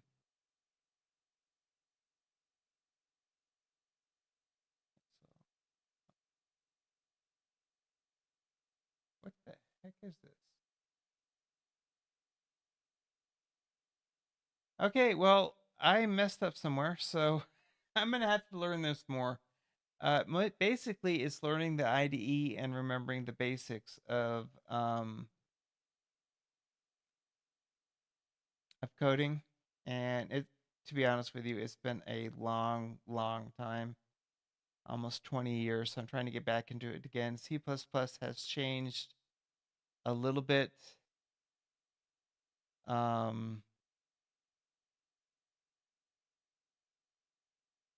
It's changed quite a bit, but I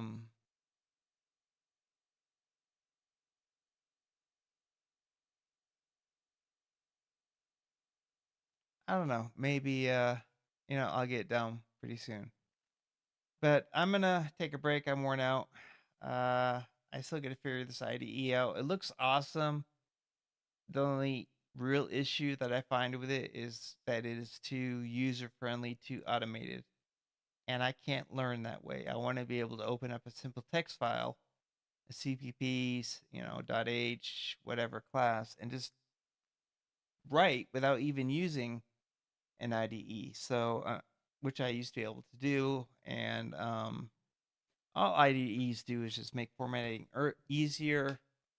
They have compilers and debuggers and all that kind of stuff in it. I mean, the IDEs are necessary, but well, I mean, they're not necessary, but they are very important.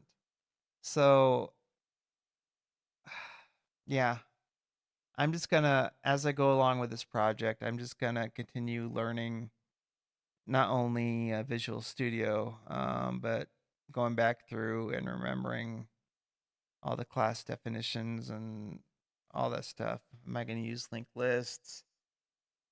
I think the first save files I'm going to make, they're going to be JSONs. But in the end, I'm going to encrypt everything as much as possible. I'm sure there's someone that can break it, but I don't want someone to be able to go into like a character file and change the attributes to a text editor. If you're going to do that, you need to know how to actually enter into hex and modify it that way. So, I want to try to prevent as much cheating as possible. But starting out, really, the what you have to do is you have to start out from the very basics, which is why I'm not even loading a graphics engine right now. What I'm doing is I'm just trying to get the logic down, the classes down, all that set up. And then once that's done, then I can add on the graphics. I can add on collision. I can add on building. I can do all that. That stuff is the final step. That's just the cherry on top of the cake. It's this logic, the part that I'm going through right now, that I have to set up.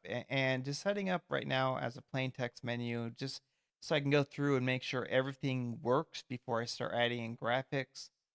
That's the best way to do it. So thank you for those of you who are patient enough to stay with me. I am really tired, really exhausted. Please keep in prayer my cat, Easter. I think I mentioned at the beginning of the stream, but I was taken to the ER yesterday, and she ran out. All my cats are house cats, but she's the only one who likes to run outside. Everyone else is afraid to. She's not the smartest of cats. She was being hosted by a family, temporary adoption, and then to keep her safe, and then turned her over to PetSmart. But apparently, she wasn't fixed before, and so she had a litter of kittens.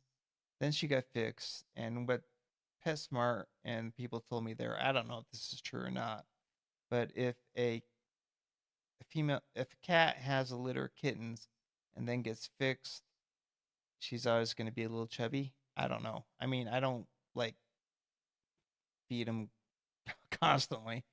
She's just always been kind of heavy, but she's got kind of a short, stubby tail. Her meow's kind of a little off. She's got these really big round eyes. She's All you got to do is just hold it. If you see her, just get down on your knees, hold out your hand, call out Easter softly, pet her, pick her up. She'll sniff your hand, come right to you. As soon as you pet her, you just made a friend for life. Please pray that God returns her to me. I thank God that He returned Buddy today, and God is good. Please pray for me to give me strength to get through this. I'm still having a hard time. I was able to talk to someone in about my direct deposit. Social Security explained everything about how I changed banks and how I can't verify anything just because of, I don't have that phone number anymore, and the worry about not getting my disability next month. And I had contacted both senators and a rep. The regional manager for Senator Crapo responded, and she said that she was going to do her best to see what she can do and get a hold of the guy in Idaho Falls to see if he can do it and set it up.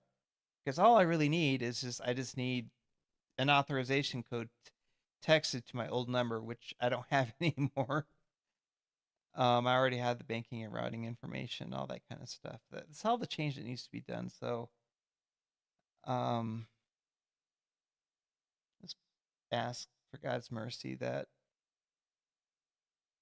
I start getting peace and a break. I really need a rest.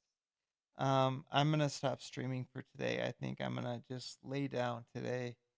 Try to get through today. I'm in a lot of pain. Oh, I am in a lot of pain. My body is worn out. Every time I try to take a break and not do anything, going to an emergency appointment, or my heart's, I'm collapsing somewhere, or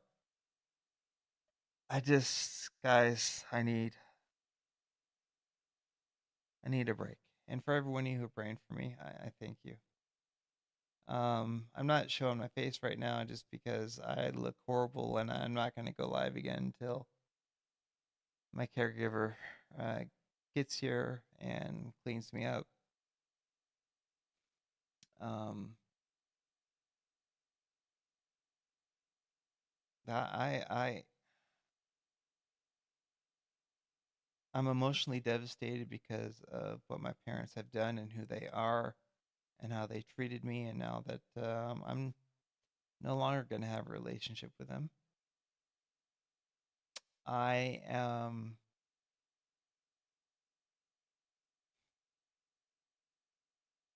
overwhelmed by everything that's happened. That really kind of started at the end of November, but it really got going in January. Physically, my health has just gotten worse, and I contacted the heart institute I was going through, telling them, "Look, I'm trying to be honey here. I'm not trying to criticize or anything like that." But it's like, I had to leave a message because you couldn't get a hold of anyone. And it's like, look, guys, I am not doing good. I've lost this much weight since the beginning of the year. I'm in basically constant AFib all the time. Throwing pills at me aren't going to work if you guys aren't going to willing. I know you can't surgically fix the vasospasm, but I know you can do stuff with the AFib.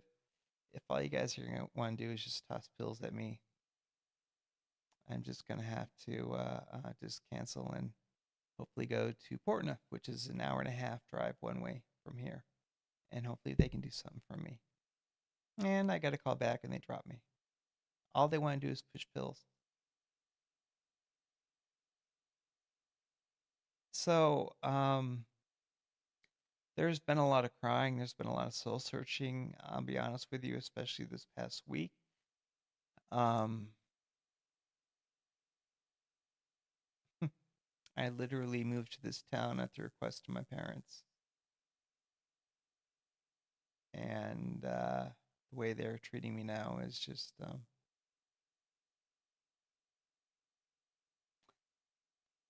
I, I don't want it. I haven't asked for it, but I'm no longer part of their family from them. And that's all because I wanted my dog back. That was given to me as a gift. A $2,000 emotional support animal that's actually it's one of those, it's a service animal.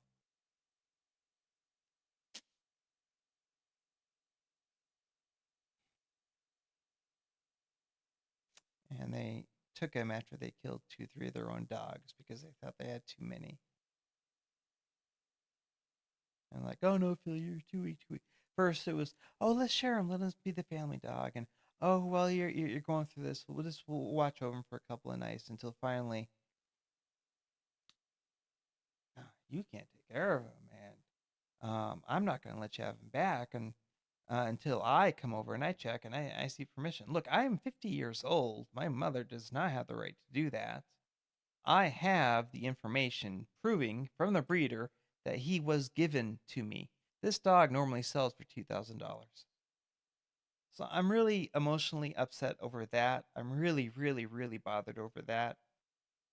I'm upset. I'm bothered that I have all these side effects, symptoms. I can't even DoorDash because I'm in so much pain.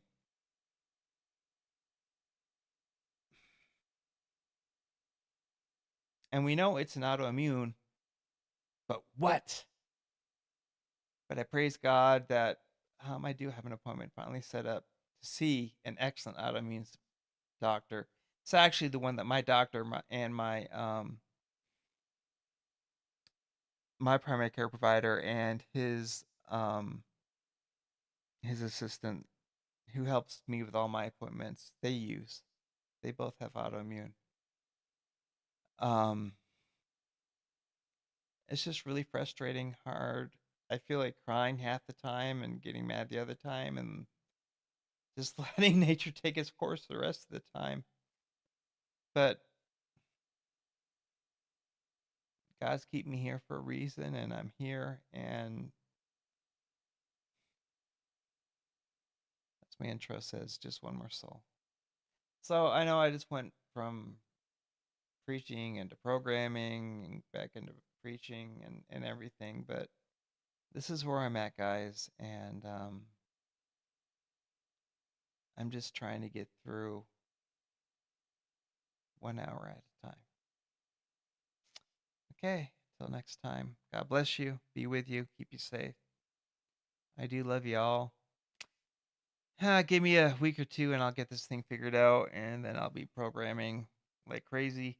If any of you are interested in, C++, Visual Studio or another IDE that we can combine together, I'll be honest with you, especially if you're a graphics designer, animator, uh, I suck at graphics. I'll be honest with you, I can't afford to pay you right now.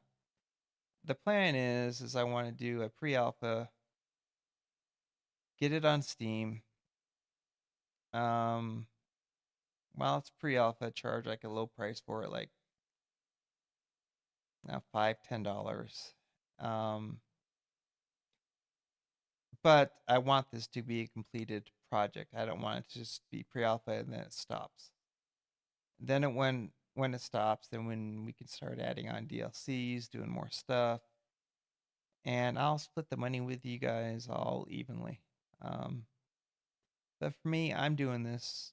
It's a coping mechanism, number one. Number two, it does give me a little bit of pleasure. And number three, I'm doing something at least somewhat productive other than just laying around all day. I'm creating the video game that I've always wanted to play. Unfortunately, I'm having to try to remember almost 2 decades of knowledge that I haven't used, and the C++ engine has been updated, so I'm learning some new features. So it's just kind of relearning things all over again. But when I see the syntax, it comes right back to memory, and it's like, oh yeah, this is what you do. So it's just trying to get out there. But if you're interested in helping, I'd appreciate it. Um, to be honest with you, I'm not even setting a time limit as to when it's going to be done.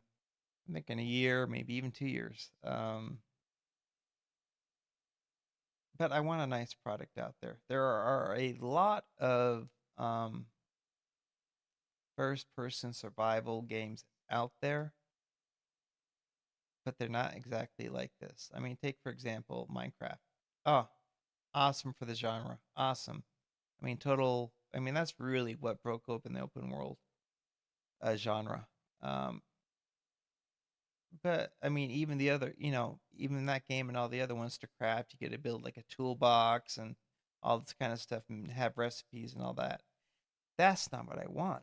What I want is I want you going out there like the TV show Alone, limited set of tools or your clothing, and using a physics engine. Along with the graphics, you build your own thing. And then whatever you build, I want to put in like a marketplace for an in-game currency to where players can trade back and forth. And I thought, and I just want to leave it completely open. I mean, to like mining, I would like someone starting out. I would be totally so like the ultimate achievement I would give is to someone who starts out brand new.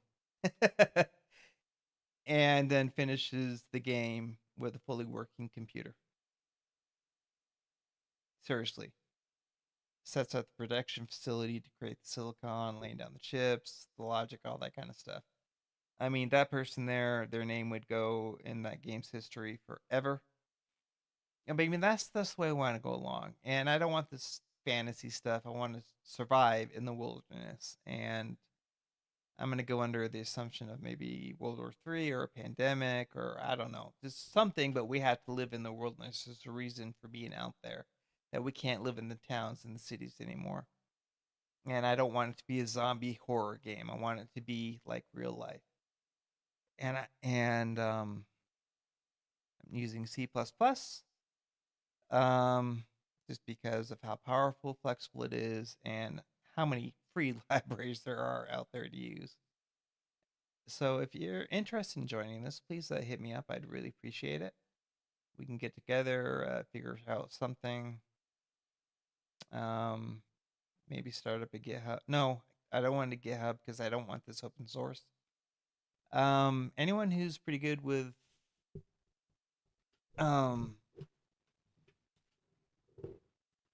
my cat keeps jumping in my lap right onto my stomach, which is killing me right now. If anyone's good with encryption, I could really use some help with that. Otherwise, I'll just Google it and see if I can find some, or if there's some C++ libraries for encryption. Anyway, now I've streamed for over 2 hours. I've got to stop. May you have a blessed weekend. Be safe. Please pray for our first responders, police, paramedics, firemen, our federal officers who are trying to make our country free again. Please keep Israel in your prayers. Conflict with Iran. Please, regardless whether or not you agree with President Trump, we are commanded by the Bible to pray for our leaders. So please keep all of our leaders in prayers, regardless of party. That God will use them, work on their lives, and if they don't know Him, which probably most of them don't, He'll call them and they'll make a choice. But above all, God comes first. Above family, above yourself, above government, God comes first. And if I have to disobey my government, say for example, we had that COVID mandate, you had to get the jab or you had to wear a mask. I refused it because I knew exactly what was going on. And it's Chimera, it's prophesied. A lot of people died from it. I have natural immunity from it because I did contract it, but I survived it. And that's just an example. But always put God first no matter what. Even in your hardest of times, especially the hardest of times, the harder the times get, cling all the more harder to Jesus Christ. And trust Him, for He will never leave you or forsake you if you are His child. All right, this is Christian Phil. Lord willing, I may be back tonight, tomorrow, I don't know when. Just know I love you. And hopefully this, they say riding a bike is like, or doing something is just like getting back on a bike. It just comes right back to you. Coding is a little different. So it's taken a little while, especially with everything I'm dealing with, but it'll get back to me, and I can't wait to share this with you. So, all right, God bless you. Lord willing, I will be seeing you again.